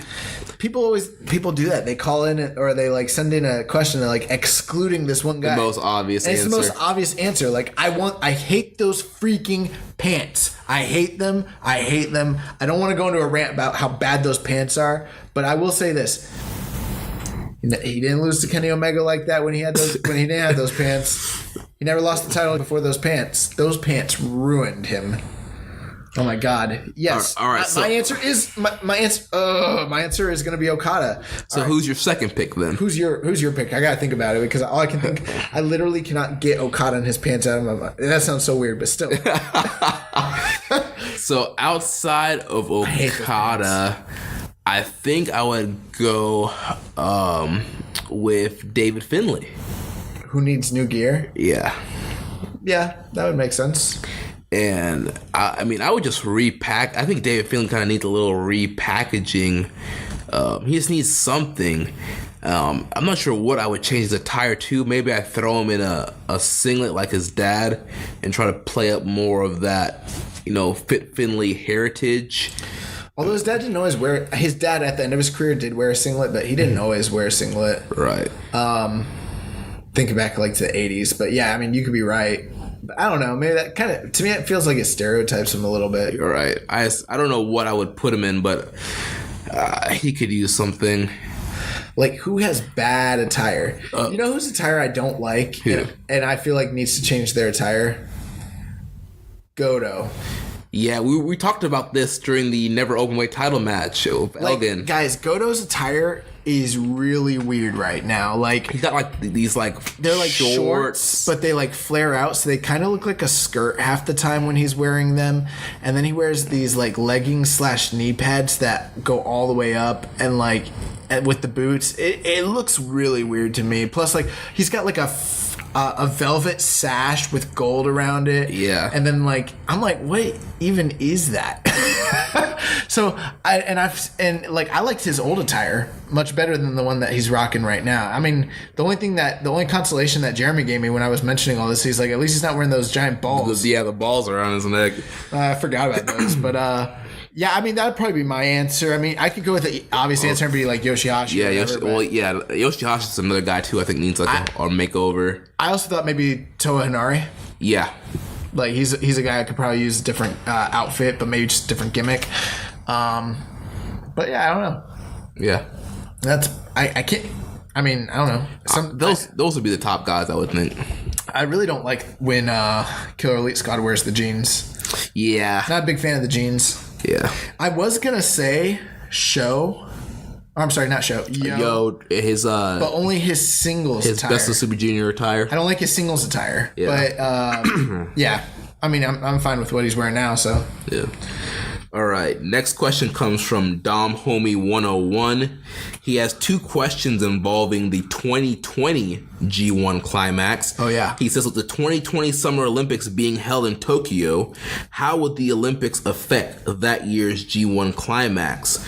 And in a follow-up, he says, also, with the 2020 Summer Olympics in Tokyo, would it be a good time to run G1 shows outside of Japan?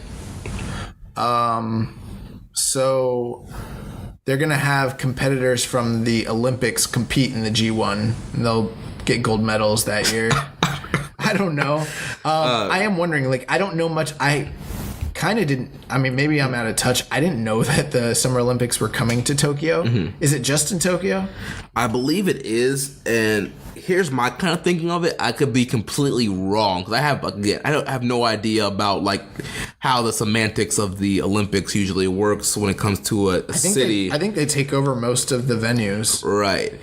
And my thing is, it could be kind of good maybe for New Japan because I'm sure you're going to have a lot of like outside people coming into Japan. That was my thinking. And they could run like Osaka a lot of nights. Maybe there are other... But they'll be in Tokyo. I think everyone who's coming in is going to be in Tokyo. Yeah. They can't run Korakuen. Right. Korakuen will be booked. Yeah. And I don't know very many other Tokyo... I mean, like, I don't know much else. To me, like, Tokyo, all I know is Korakuen. And Tokyo Dome. And the Tokyo Dome. So I don't know. I mean, could they run shows outside of Japan? Maybe. I don't think you should do the whole G1 outside of Japan. Well, yeah, he said some nights. That would be cool. Like run the first few nights or something like that. Or right in the USA, do a tour. Or you could even the G1's so taxing already. Yeah, to add travel and all that. Maybe if it was spaced out enough, I don't know. I really don't. I haven't given any thought to this. I didn't even know that the 2020 Olympics were going to be there, but that's a great question. I mean, I wonder what he thinks. Yeah. You know? Obviously, he's given some thought to it. 2 years away, so I'm sure the Olympics is big enough for that to be on New Japan's radar. I'm sure they have something already planned. I feel like they need to try to capitalize on the people being there, though. Right, yeah. They're the king of sports. They need to lord over all the other sports. They're going to try to come into Japan and get gold medals. I wonder if gold medals would work in wrestling. Like you get gold medals. That'd be cool. I've seen somebody, there's been like, I can't remember who, I've seen it in the past. People were like, why can't pro wrestling be in the Olympics? Like you... What? Yeah, like you would get like, you would have like a WWE representative or you could do it representatives from countries and literally you try to put on the best wrestling match. That sounds awful. And whoever gets the best wrestling match, like first place obviously would be like a 5-star match. Second place maybe it's like 4-star. Third place is like 3 or 2, whatever, I hate that idea. I think it's stupid. I mean, like that would never happen. It would never happen. I don't even know if the Olympics have like amateur wrestling right now. Yeah, they do. No, they kicked him out. Did they bring him back? Olympics. There's been amateur wrestling in the Olympics, dude. You didn't hear about that? No. They canceled wrestling in the Olympics. They did? Yeah. We can move on to the next subject. I'll look it up. Yeah. I thought you knew about that. I didn't know. Yeah, it was a big deal. But I think they got it back. Gotcha. Yeah, it's like crazy. It's like one of the only original sports. Yeah. And yeah, they canceled it. It's not been in the Olympics like the last one. Dude, that's crazy. I didn't realize that. Yeah, no one knows why, especially when there's other like terrible sports that are still in it. Right. And I feel like, I amateur wrestled in high school, and like it's kind of a hard path for amateur wrestlers. Like if you don't, depending on what state you're in, like if you don't wrestle, like if you go and you wrestle in college, like after college there's like nothing else you can do except Olympics or maybe like UFC or WWE. But like if you want to stay like out of WWE, like UFC or the Olympics are pretty much your only really options. But if you want to stick straight to wrestling, then it's just Olympics. Yeah, it got reinstated on October 8th, 2013. The IOC selected wrestling to be reinstated for the Olympic program in 2020 and 2024. So it's back. Gotcha. But I think the 2016 Olympics, it was gone. Gotcha. I didn't even realize that. Yeah. It's crazy, right? Yeah. All right, moving on to our next question. Comes from Reddit user Muzza_44. He says, which wrestler do you wish was in the G1 that did not make it? Taichi. For me, I mean, like if we're naming new, I mean, maybe Cody. Yeah, I think that's my answer. I was really hoping to see Cody. But we're talking about guys that are there day in and day out that are like New Japan stars. Like, yeah, I would have liked to see probably Taichi. The thing is, I don't know. You bring Cody in, that's great. But how many losses is a Cody gonna eat? Right. You need a Taichi. You need a guy to eat those losses. I mean, I'm not sure if he was on my wish list, but I mean, we've talked about him. Toa Henare. Henare is a guy that I could have definitely seen gone into it. I mean, he would have been a perfect guy to eat pinfalls, take some L's, but he would be a guy that would be going out there and having bangers. Yeah, this would have been a really good opportunity for Toa Henare. So I am, my two guys are Henare and Taichi, and I think Taichi was the guy that most New Japan fans were surprised didn't make it in. Mm-hmm, yeah. I know. Yeah, there's been like a lot of kind of people on the internet who are big Tai Chi fans that are really upset about that. I wish I could say Chase Owens, but I don't know if he like is caliber right now booking wise to get into the G1. Maybe next year. Yeah. Just drop everybody on their heads. The package pile driver. Everybody. Next question comes from Reddit user, why did you do that, bro? He says, who should be Kenny's second challenger? Who should it be? His second challenger. Right, and also after Cody. Right, and Ben asked us if we think that Naito is next, and we said yes, but outside of Naito, who do you think it should be? Well, it's going to be at King of Pro Wrestling, so we know how they book. Whoever beats him in the tournament is going to have a good shot at headlining that show with him, so that's what makes sense. One guy that springs to mind that's not really doing anything that I'd like to see him wrestle is Minoru Suzuki. Dude, that would be good. Yeah. Do you remember last year? I don't know if you remember this. In the G1, so many people hated their match. Like, so many people hated their match. Yeah, the Suzuki Omega match, yeah. And I thought it was awesome. It was like the most divisive, that and obviously the Yano Omega match. But those were like two of the most like divisive matches where people just hated the match. I really like the Suzuki match, and I want to see him run it back. Somebody, it's probably not going to happen because they're not in the same blocks, but Kenny's talked about this. I think Kenny versus Tanahashi. Oh yeah, for the title, but I don't know how they'll pull that off. I don't think it's the right time to do that match. Yeah, it might be. Yeah, it might be too early for. That's why I think Suzuki makes a lot of sense. Get a win under his belt. Get a guy that really can threaten him, who's had a fantastic year, who'd have a great match. Yeah. Because I'm like, they're probably gonna do Naito, but it's like, dang, that kind of feels like it sucks. Like Naito's gonna lose another big match this year. Yeah. This is like, man, his whole he's losing all the big matches this year. So like, I'd kind of rather see Suzuki take that loss than Naito. Yeah. Then you can also, to accompany that, you could run like a Bullet Club Suzuki Gun feud. You could have Young Bucks defend against Killer Elite Squad. Yeah. I mean, who's your pick for second challenger? Yeah.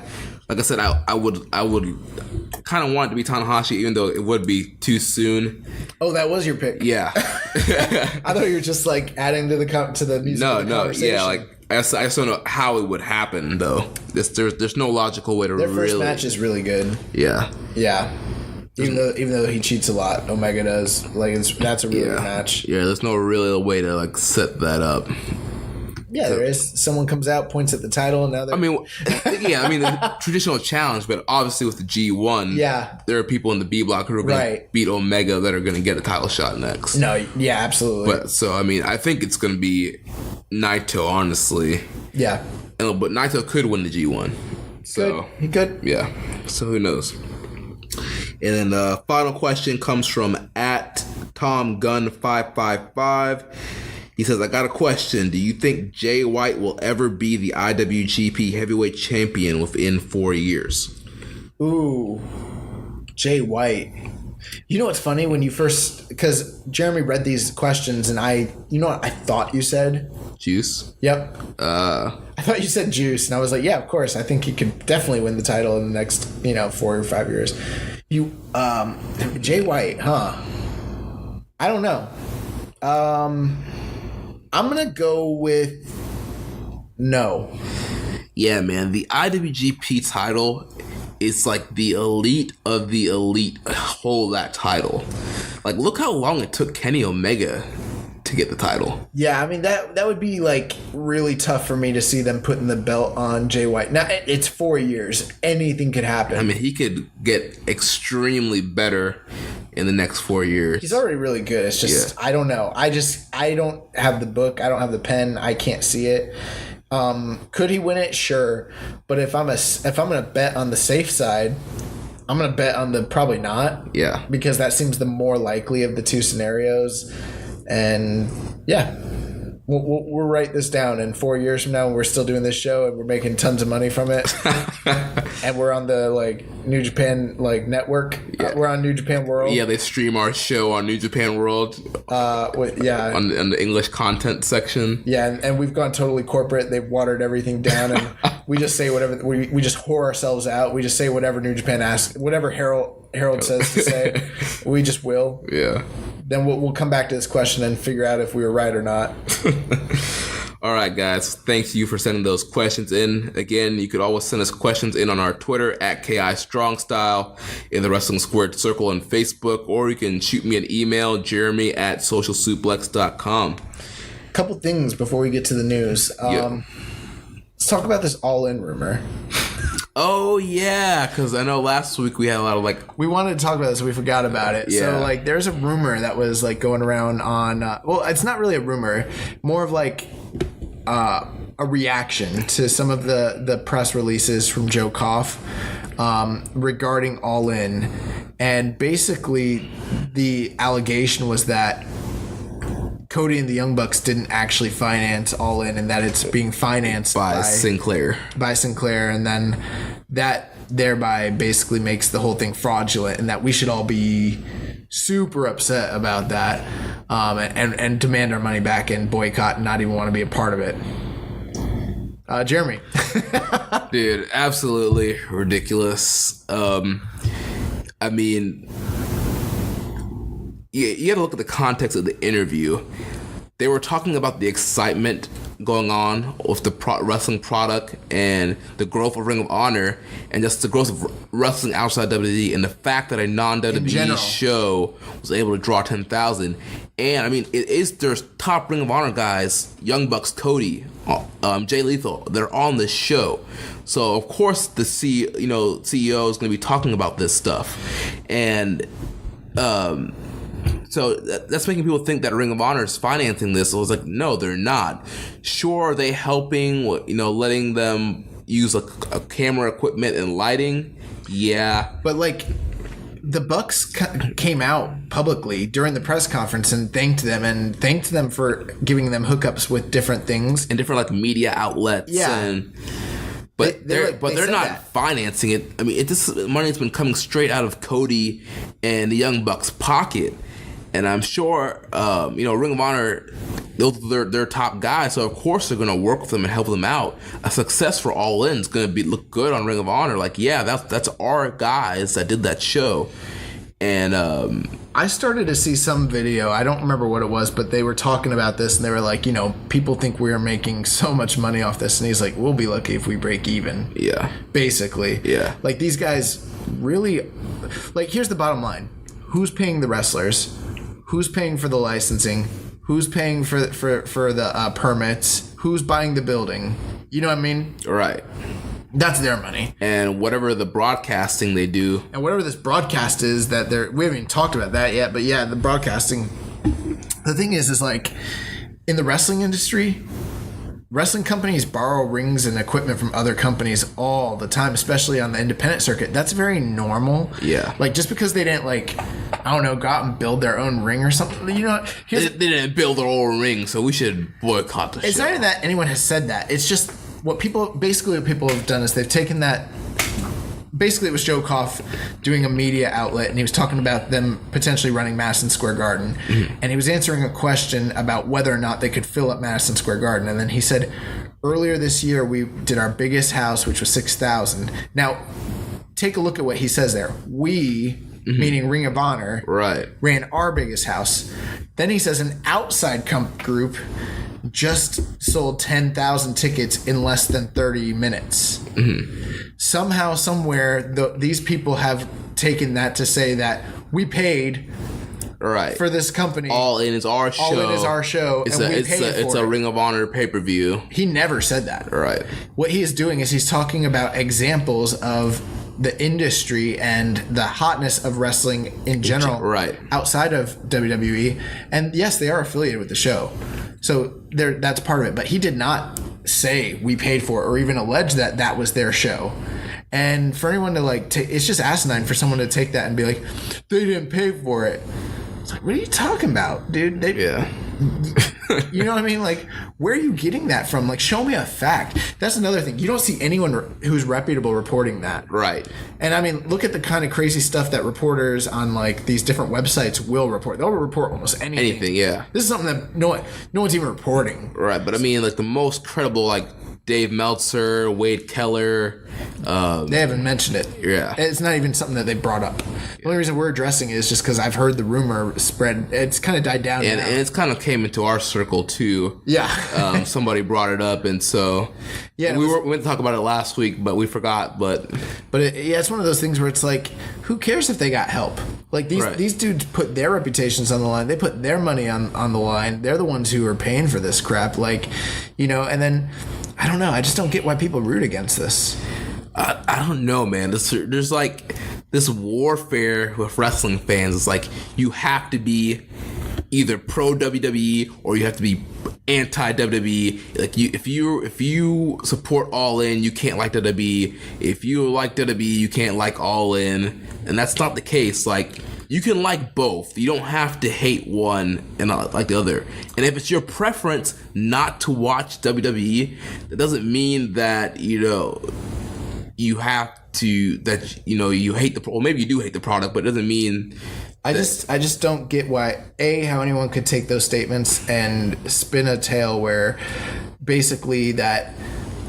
All In is really a Ring of Honor show, and really Ring of Honor is the one who's making money off of it, and that these guys are just wolves in sheep's clothing. That's not even. Why would Ring of Honor do that? If Ring of Honor was going to do a big show like this, wouldn't they just come out straight front and say, "This is a Ring of Honor show. We're putting it on Honor Club. It's going to be a big pay-per-view. It's going to be all Ring of Honor talent." Maybe some New Japan guys, because they always do that. There are people who... There are conspiracy theorists out there who literally think that they had to use a gimmick to try to... Because I think it's basically they just don't want to believe that wrestling outside of WWE is as hot as it is. And I mean, you look at some of the guys on this card outside of the Ring of Honor New Japan guys, like Pentagon and Phoenix. You're not going to normally see those guys in Ring of Honor. MJF, Joey Janela. Yeah, Joey Janela. A lot of these guys, you're not going to see them in Ring of Honor, and Ring of Honor is not going to bring those guys in. Yeah, I think it's stupid, but I just felt like we should probably address it. But the bottom line is, if you have any common sense, And I'm sorry, I don't mean to be antagonistical, but if you have common sense, like, you'll realize, like, this is the dumbest like, if you find yourself on that side, just do some fact checking, do some research, use some common sense, and realize that these dudes paid for this out of their own money, and they accomplished something that's, like, incredible. Yeah. And if you're against it, like, why are you even a wrestling fan? Like, what do what do you stand for? That's stupid. It's dumb. But anyways, all I know is we'll be there in Chicago enjoying All In live. So yeah, we are. We're going to be there. That's crazy. Do you want to talk about the G1 card that just came out? Yeah, the G1 special in the USA. Which, like, I think it just literally dropped right after we recorded last week. Yeah, it did. So the full card for the G1 special in USA is now out, which is, I don't know. We'll see. I got it pulled up here. So the main event, IWGP Heavyweight Champion Kenny Omega defending against American Nightmare Cody. I see that they're calling it G1 Special in San Francisco. Is that the official name? I thought it was G1 Special in USA. Yeah, it's G1 Special in San Francisco. I've been calling it in USA all week. Well, that's what it was called last year. I've been calling it in USA also. I'm just going to call it the Cow Palace Show. It's the Cow Palace Show. So the main event, IWGP Heavyweight Champion Kenny Omega defending against the American Nightmare Cody. IWGP United States Heavyweight Champion Jay White defending against Juice Robinson. IWGP Junior Heavyweight Champion Hiromu Takahashi defending against Dragon Lee. Okada and Will Ospreay will be taking on the team of Tetsuya Naito and Bushi. That will probably be very good. Yeah. The IWGP Heavyweight Tag Team Champions, the Young Bucks, will be defending against Evil and Sonata. The Never Openweight Champion Hiroki Goto will be defending against Jeff Cobb. Hiroshi Tanahashi will be teaming up against Kushida to take on Hangman Page and Marty Scurll. Tomohiro Ishii and Toru Yano will be taking on Minoru Suzuki and Zack Sabre Jr. And the opener will have Yoshihashi, Geto, Rocky Romero, Sho, and Yo taking on King Haku, Tama Tonga, Tangaloa, Yujiro Takahashi, and Chase Owens. Bro, King Haku. That's awesome. Dude, we're going to get to see King Haku live here in August. Bro, he's about to be here. That's what I just said. Like, in Tampa. Yeah, that's what I'm saying. We're going to get to see him here, like in Tampa here. Yeah, live at the cigar show? Yeah, in August. Yeah. It's going to be awesome. Yeah. I'm going to get him to chop me. Oh, my gosh. So, that's the card. We're going to discuss it more next week, but the one thing I wanted to point out, Cody's about to, like, this Friday, challenge for the Ring of Honor title. Mm-hmm. If he wins the belt again, like right before the show, that'll be the second year in a row where he's done that, and then it'll be the second year where he's headlined the show against the IWGP champion as the Ring of Honor champion. Do you think that makes it more likely for him to win that title? To win the IWGP title? No, the Ring of Honor title. Ring of Honor title? Or do you think it's too obvious and they won't do that again because they already did that last year? I don't know, because there's also the whole thing about with the NWA title match, right? So it's like I'm still holding out hope that they're not doing that match. Well, we'll see, but as of right now, it's him and Flip. But yeah, I thought that was interesting. The only thing I want to talk... personally, I want Marty to win the Ring of Honor World title. Yeah, that'd be great. I would love that. But I could see Cody doing that. Then you have this big champion versus champion match here. You have the champion versus champion match at All In. And you just kind of ride the popularity that Cody has. And again, we'll discuss this next week. But the quick question. You think they're selling out with this card? I don't. I don't either. What do you think? Don't get me wrong. This is a very good card. It's a strong card. But it's not a sellout 10,000 seat arena card. Not 2 weeks before. Yeah. Not 2 weeks before the show's gonna come out at this point. With all the people that would have had to travel to even see this, plus I don't know, as a fan, yeah, I would want to see this, but would I travel across the country to see this? We're both like, yeah. When I can watch it right on TV, right? I don't know, man. So I haven't seen any updates on what the current attendance is. Where were they at before? It was like 4 or 5? Yeah, I think 5,000 was the last number I saw. I'm gonna say that they cap out around like 7. That's what I was gonna say. Really? Yeah, 7. That's what I think it'll be. Maybe 7,500. Yeah. Yeah.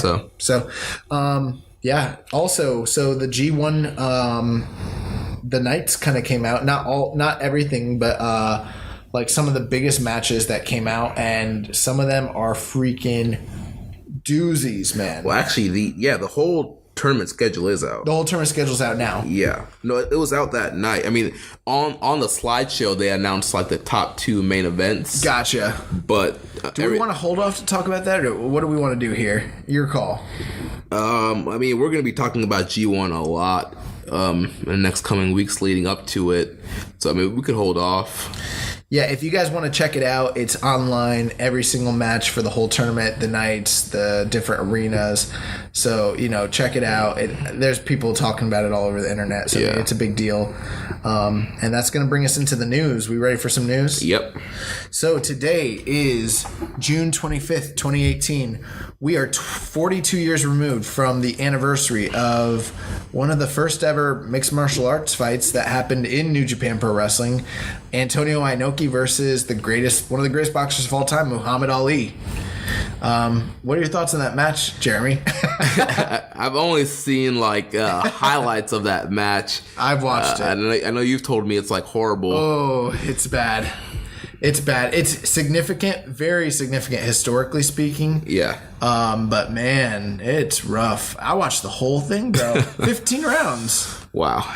Yeah. Yeah, dude. Crazy, crazy, crazy. If you guys want to do some research on New Japan, the history of New Japan, the history of boxing, history of freak show fights, history of MMA, look up Inoki Ali. But we are 42 years removed from that, which is crazy. In other New Japan news, so Kota Ibushi's Budokan ban is officially lifted. Yeah. I know that we talked about this. We speculated like way in advance when we knew that the G1 final, the last few nights would be happening in Budokan. We were like, dude, does that mean Ibushi can't be in? Like, are they going to lift the ban? And yeah, and he talked about like that the ban is now lifted. He knows for a fact. Right, because the whole thing was he was told that. I think did we talk about this last week? A little bit, yeah. Yeah, he was told that that would be the last time that they would be in Budokan and they wouldn't be back. So he was like, whatever, I'm just going to do it since it's the last time. But it wasn't. It wasn't, yeah. And he got banned. But they're bringing him back. He actually had some more G1 comments, but the one thing I thought was really interesting was when he just basically said, like, he's got to wrestle Kenny. Yeah. On the last night. I have to wrestle him. Yeah. So that's crazy. In other Golden Lover news, there is a Golden Lover CD coming out July 11th. It has their Golden Lover theme song as well as their individual theme songs, and then I think like special versions of each of their theme songs. It's coming out July 11th. You gonna pick that up, Jeremy? I love the Kenny. I love Kenny's theme. I love Ibushi's theme too. I feel like there's something wrong with my ears because when the Golden Lovers theme is playing there, I feel like I'm missing half the song. Like I don't hear it. Like it sounds weird to me. Like it's on a weird. Like it sounds really low sometimes. Yeah, it's right? really low, and like I'm not hearing it. And I'm like, am I missing something? Is everyone else hearing this? Yeah. So I don't know. Also, so the G1 special in San Francisco, there is a meet and greet that will be taking place on July 6th with a press conference. The press conference will be free to those who can get in. First come, first serve. Mm-hmm. However, they are selling tickets to the meet and greet. Those tickets went on sale on June 22nd. They are on sale now. I don't know how many they have. I think it's like $100. You get in, you get everything. So check that out. If you're in the San Francisco area, you may want to be one of the meet and greet marks. The G1 finals sold out in 18 minutes. Yeah, dude, that is wild. Yeah, it's crazy. So just in a banner year for New Japan, they just sell out after sell out. It's crazy. Did you see the tweets from Bad Luck Fale? Yeah, he said something like, do you think it's time for like another Australian tour? Yeah, it leads me to believe they might be going back to Australia. So yeah, I mean, they got to help out Bullet Club member Gino Gambino, man. We got to get Chris Bryan on the show. Yeah. So that's pretty cool. Also, recently, there was a video came out. At first, I thought it was a New Japan video, but I think it might have just been fan-made, but it was on Reddit, and it had every G1 winner in history. I checked it out. I thought it was pretty cool. So if you've never, seen that, you want to catch up on G1 history, check that video out. It's on Reddit now. Also, Strong Style Evolved UK, which, is that going on tonight? No, the first night is June 30th. Okay, so we got time. So those shows are actually going to be on video on demand on the New Japan website, which we weren't sure, and they're saying it is now, which is awesome. And Kevin Kelly is going to be doing commentary for every show. Awesome. I wonder how quickly they'll be on there. I'm going to stop announcing Kevin Kelly doing translations as even news, because he's doing everything this year. It's crazy. Also, the CEO show, which is coming up this Friday, which me and Jeremy will be in attendance. And Rich and James will be there, too. Is James going? Yeah. James Boy's going? Got confirmation. Oh, my gosh. That's crazy. That's going to be awesome. Yeah. It's going to be like WrestleMania weekend all over again. Dude, I'm looking forward to it. Mr. ACP, if you're listening, and I know you are, we will be going out afterwards. We'll be in the red. Oh, we're wearing the red? I think we should. Oh, breaking it down on it. Especially if we get the opportunity to meet our good friend Rocky Romero before the show. Have you hit him up this week? No, I'm going to hit him up probably after this. Okay. Yeah. So at the CEO show, Fire Pro Wrestling World is going to be having New Japan Pro Wrestling content and different stuff shown as a presentation as part of that show. So you definitely want to check it out. As Jeremy talked about earlier, the free match of the week is Hansen versus Vader from Super Fight in Tokyo in 1990. The infamous match where Stan Hansen knocks Vader's eye out of his socket and he has to stick it back in his head. Great match. You definitely want to check that out. Other New Japan news. Desperado was calling out the Motor City Machine Guns. We actually had some questions about this, Jeremy, because we weren't sure if that was recent or... Yeah, because I remember seeing this on Twitter after they beat Roppongi 3K about him. He mentioned something about the Motor City Machine Guns, asking where are they or something like that. But I've been seeing people I've been seeing it resurface this week, so I don't know if he mentioned it again. I guess no one told him about Alex Shelley. Yeah, Shelley is hurt, so there will be no... Are you sure you remember that? You sure it's not like a Mandela effect? Dude, I know. I'm pretty sure I saw posts. It was after they beat Roppongi 3K. Do you know what the Mandela effect is? Isn't that... It's like when you remember something that never actually happened. Yeah. Maybe that's what this is.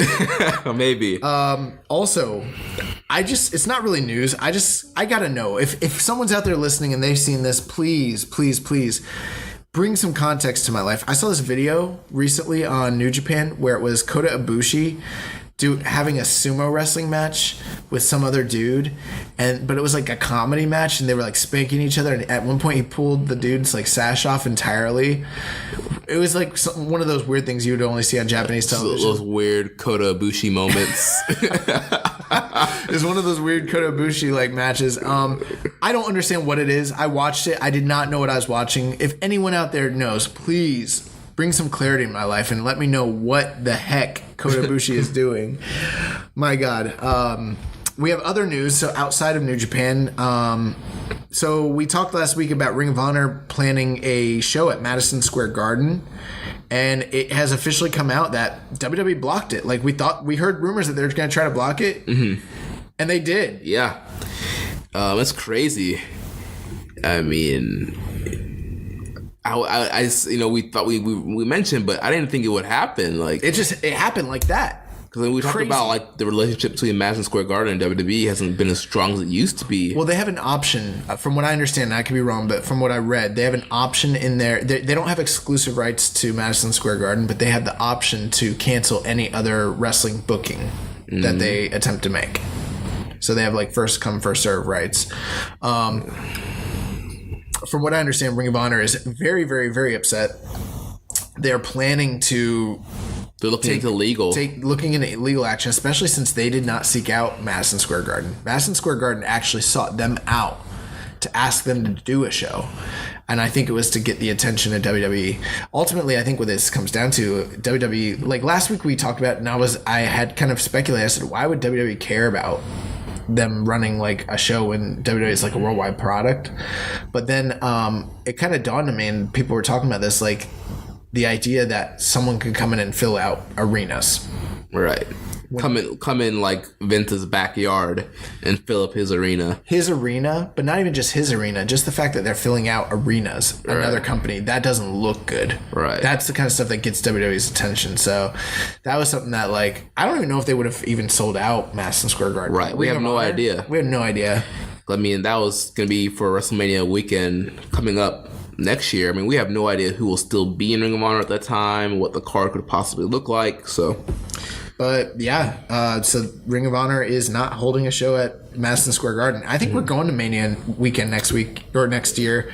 So I'm a little kind of like, I don't know. That kind of sucks. Yeah. Also, Chris Jericho is rocking Wrestling Rager at Sea. They're having the Sea of Honor tournament that we've kind of talked about, and the official brackets have come out for this. I wish I would have pulled it up. I know. I'm trying to like find it too. I think I got it. Got it? Yeah. So the brackets are going to be basically Jay Lethal taking on BJ Whitmer, Christopher Daniels taking on Delirious, Marty Scurll taking on Rhett Titus, Silas Young taking on Flip Gordon in the A block, and then in the B block, like it's New Japan, Mark Briscoe and Will Ferreira, Adam Page versus Kazarian, Cheeseburger versus Beer City Bruiser, and Jay Briscoe versus Kenny King. What are your thoughts? Anything out there in that entire thing stick out to you? Anything? Interesting. No Cody, no Young Bucks. So obviously there will be in some other kind of match. The only match here that kind of like in the first round, maybe like Kazarian and Adam Page. Yeah. That sounds kind of cool. I don't know. Nothing else. I mean, I guess if you... I think a second round potential of Marty and Flip.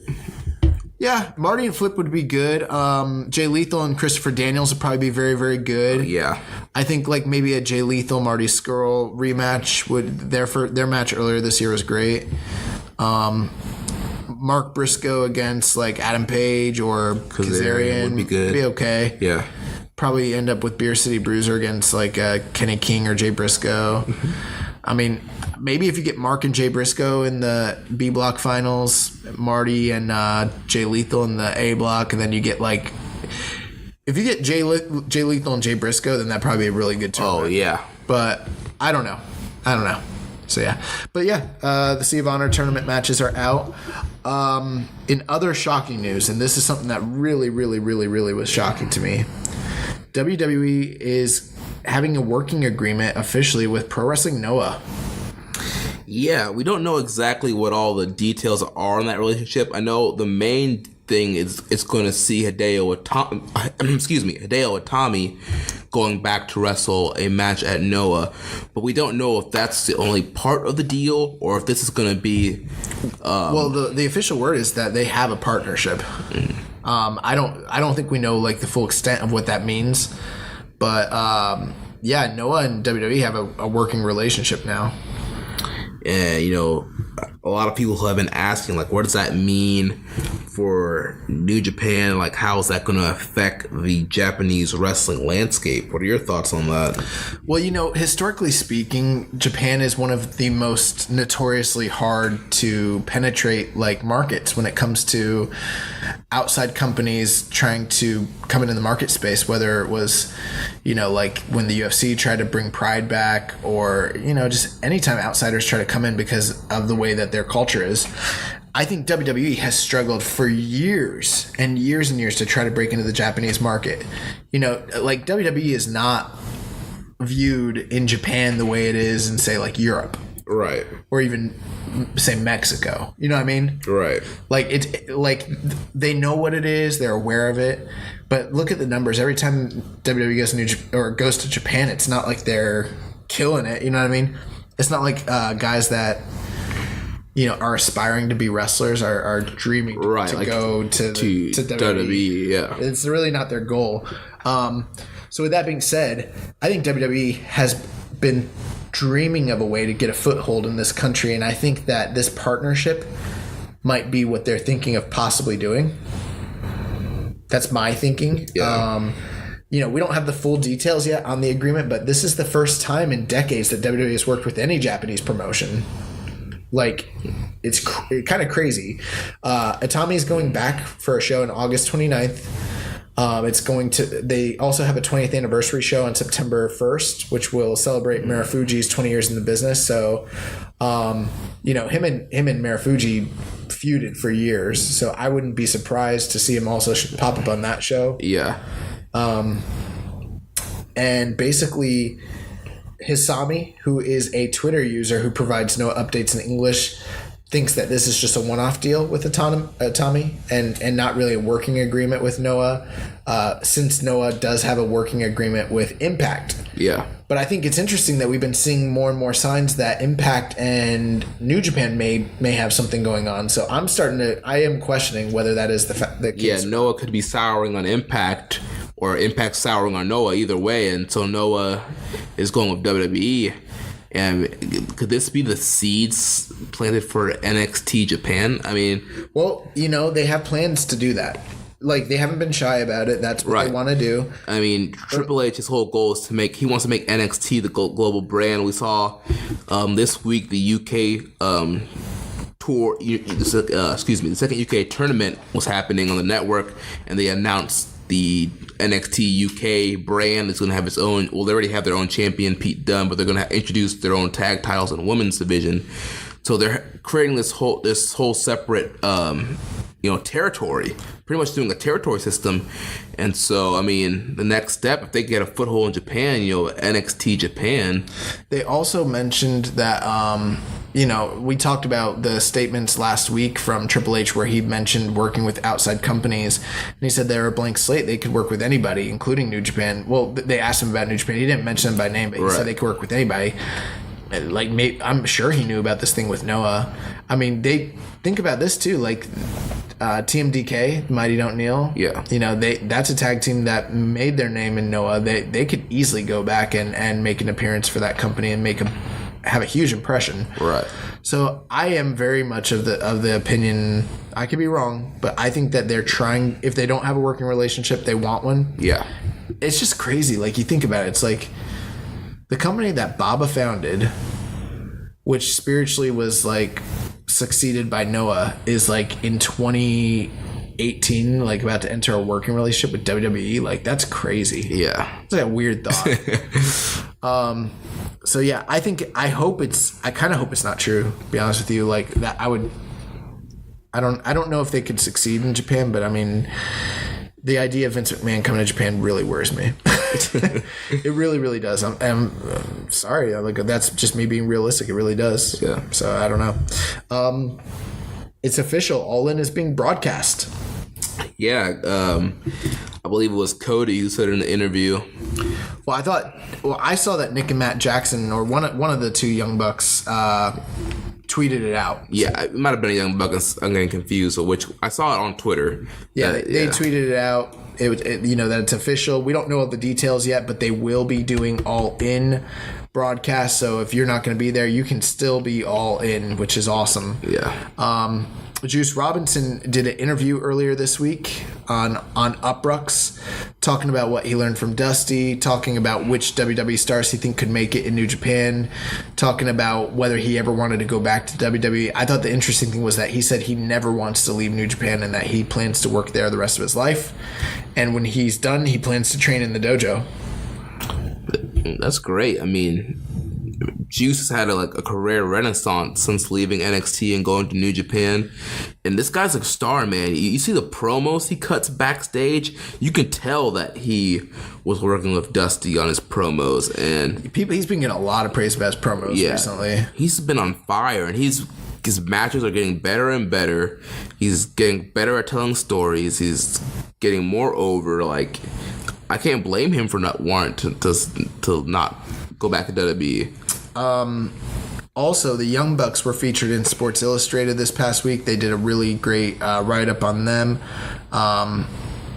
They're kind of a favorite of Sports Illustrated. They've covered them a few times this year, but talking about the storyline with Kenny and Kenny's match in the Tokyo Dome. If you're Young Bucks fans, you definitely want to check that out. Also, Kenny Omega's been making the rounds this week. He was on X-Pac show. Yeah. And on Wrestling Observer Radio. Yeah, I caught both of those interviews, and both very good. A lot of talking about the 7-star match at Dominion and just upcoming stuff with G1 and the CEO show. I listened to the Wrestling Observer Radio episode. A lot of great things. He talked about he was bulking up to be the powerhouse of the Golden Lovers, yeah, but then... which I think is a ridiculous idea. Different stuff with his ideas, what they were planning to, his insights to the match with Okada is a great part of the episode. Definitely check those out. I also heard with like X-Pac show, he was talking about the upcoming match with Kota Ibushi and how they didn't want to do it. Right. So really good, really good stuff. Also, the Golden Lovers have an interview that just came out via World Pro Wrestling Returns, which is essentially the show from Axis. But it's on the New Japan website. You can find it. Really, really good stuff. Kind of furthering their story. I think they're going to be like the highlight of G1 this year. That whole storyline between them. Also, there was a video that came out this week for Cody Presents the Bullet Club. Yes, I saw this video. It was pretty much... Cody introduces all the Bullet Club members that have a match at the G1 in San Francisco. That's a funny idea. And all of them are kind of like cutting promos. So like it went to like Marty Scurll talking about the tag match, Hangman Page talking about the tag match, Young Bucks talking about Evil and Sonata.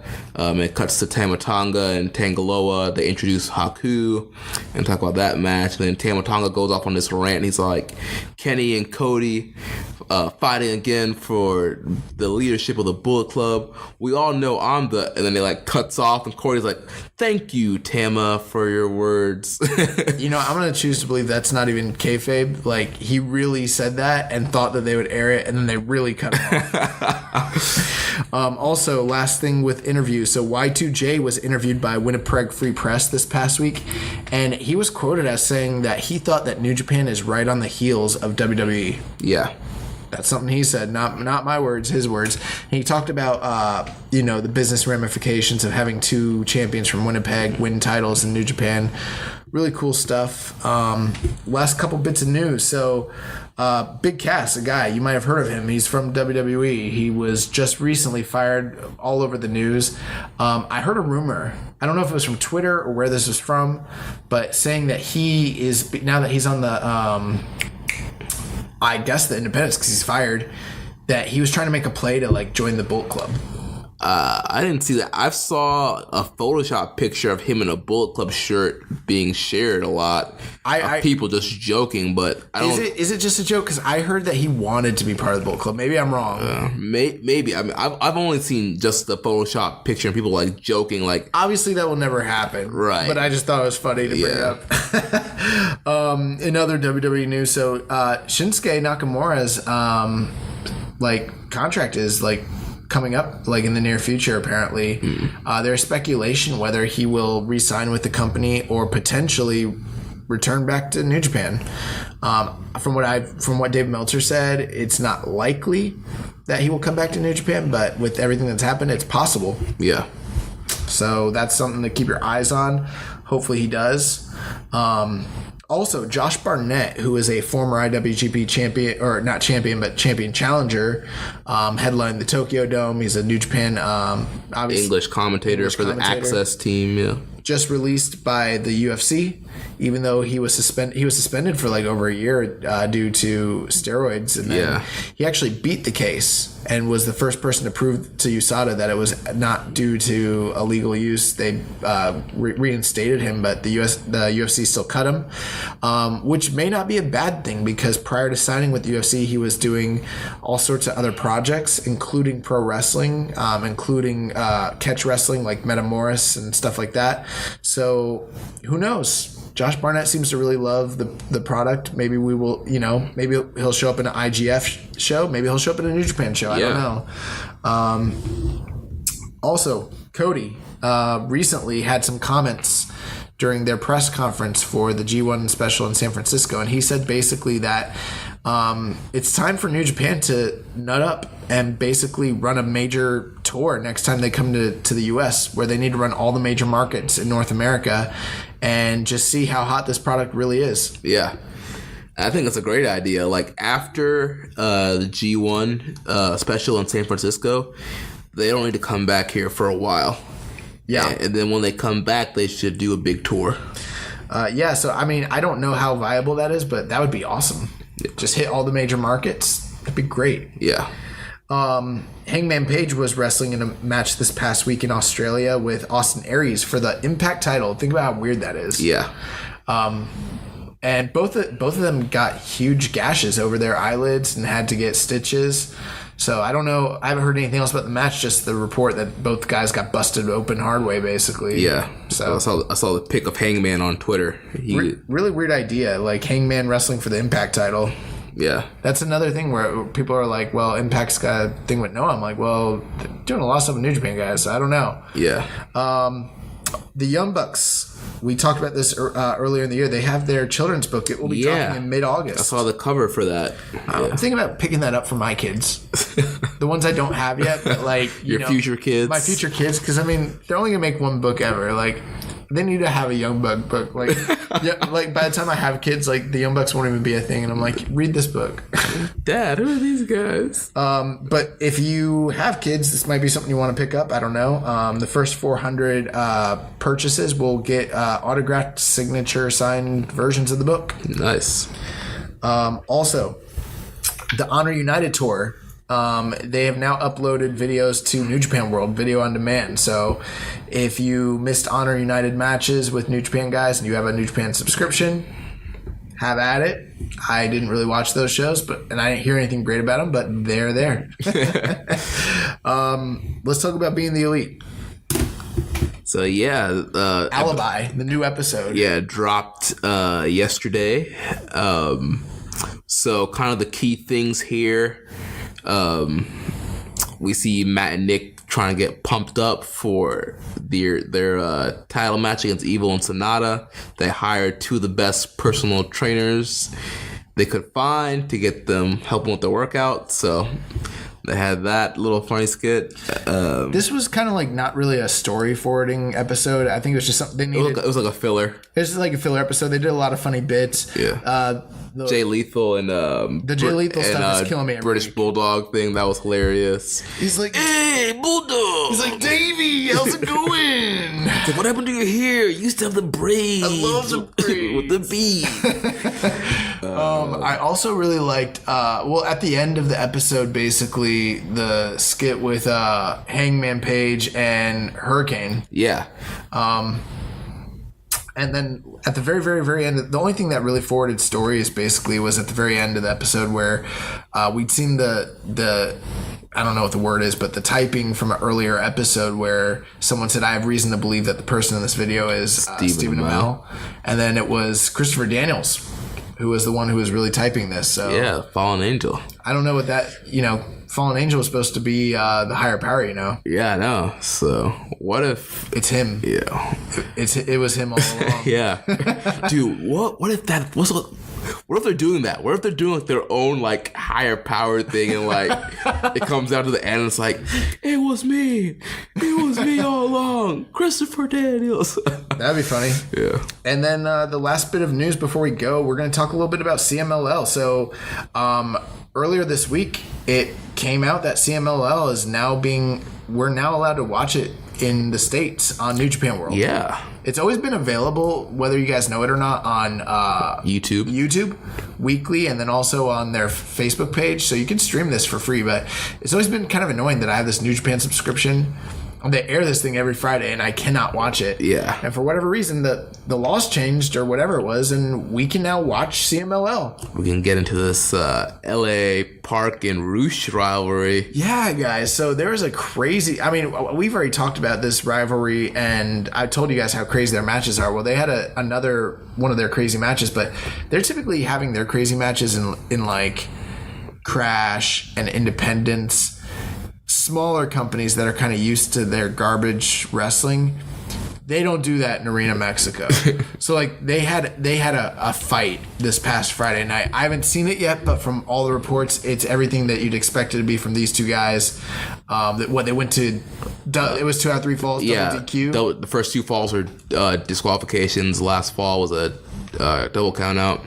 Yeah. So, and the funny thing is, like in times past, if you did a finish like that in Arena Mexico, you'd get basically a riot, but the people are so enthralled by the idea of the fight that they're all about it. And then at the end of it, La Parka basically challenged him to another Lucha de Apuestas match. So we're building to that. Yeah. And it's one of those things where it's like you got one of the most protected masks in the history of the sport versus one of the most protected hair. Like Rush has defended his hair numerous times, and he's taken very famous masks in Mexico. So it's like this literally is going to be one of the all-time biggest cards in Mexican history. Yeah. Which, like, I cannot wait. So that's going to do it for me for the news. One last thing. Bring it back.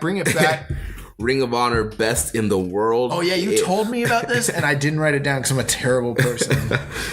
Best in the World is on Friday, June 29th from Baltimore, Maryland. The main event, the ROH World Champion Dalton Castle defends against Cody and Marty Scurll in a triple threat match. The ROH Tag Champs, the Briscoes, will be defending against the Young Bucks. The ROH Television Champion Punishment Martinez will be defending against Hangman Page in a Baltimore street fight. The ROH 6-man Tag Champs, The Kingdom, will be defending against Sonata, Evil, and Bushi. There's going to be Jay Lethal versus Kushida, Austin Aries versus Kenny King, Bully Ray versus Flip Gordon, and a 8-woman tag with Sumi Sakai, Mayu Awatani, Tennille Dashwood, and Jenny Rose against Kelly Klein, Azuki Kagutsuka, and Hane Kimura. I'm not sure if I'm saying those names correctly. You're not. I'm not. But yeah, so that's Ring of Honor Best in the World. We will be catching that on delay because we'll be at CEO. We're going to be at the CEO show. We're going to bring you guys the Titus report. Yep, I said Titus because it's mad tight. And it's right. But we're gonna give you guys a report on that. And the show was awesome, man. We got to shout out freaking Super J Cast. We got to talk about Vader. We got to talk about Kizuna Road. Like, we did the news. Man, we did it all. Yeah, we did it all, man. Dude, great stuff. And so, yeah, next week we'll be back with the CEO coverage, more previewing of the G1 special in San Francisco and G1 Climax.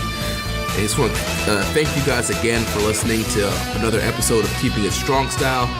Make sure you connect with us on social media. On Twitter, I am at Jeremy L. Donovan. The show is at KI Strong Style. Our parent brand, Social Suplex, at Social Suplex. On Facebook, we're facebook.com/Social Suplex. We're also on our Facebook group, The Wrestling Squared Circle. Facebook.com/group/Wrestling Squared Circle. On Reddit, I am the Pro Black Guy. Josh is Keeping It Strong Style. Make sure you check out all our other shows on the network. We have One Nation Radio and One Nation Live, hosted by Rich Latta. He just put out the hilarious Alexa Bliss rant on his YouTube channel. Make sure you check that out. Also, we have the Ricky and Clive Wrestling Show. Boys from Scotland. We have our independent wrestling podcast, Grown Men Watch This Shit, hosted by Jeremy Tate and Chris Bryan, and The Outsider's Edge, hosted by Rance Morris and Carl Urban. So check out all those shows, subscribe, and leave us a rating and review. And until next time, goodbye and good night. Bang! ACP, hit us up this week. Thank you for listening to Keepin' It Strong Style. We'll see you next time.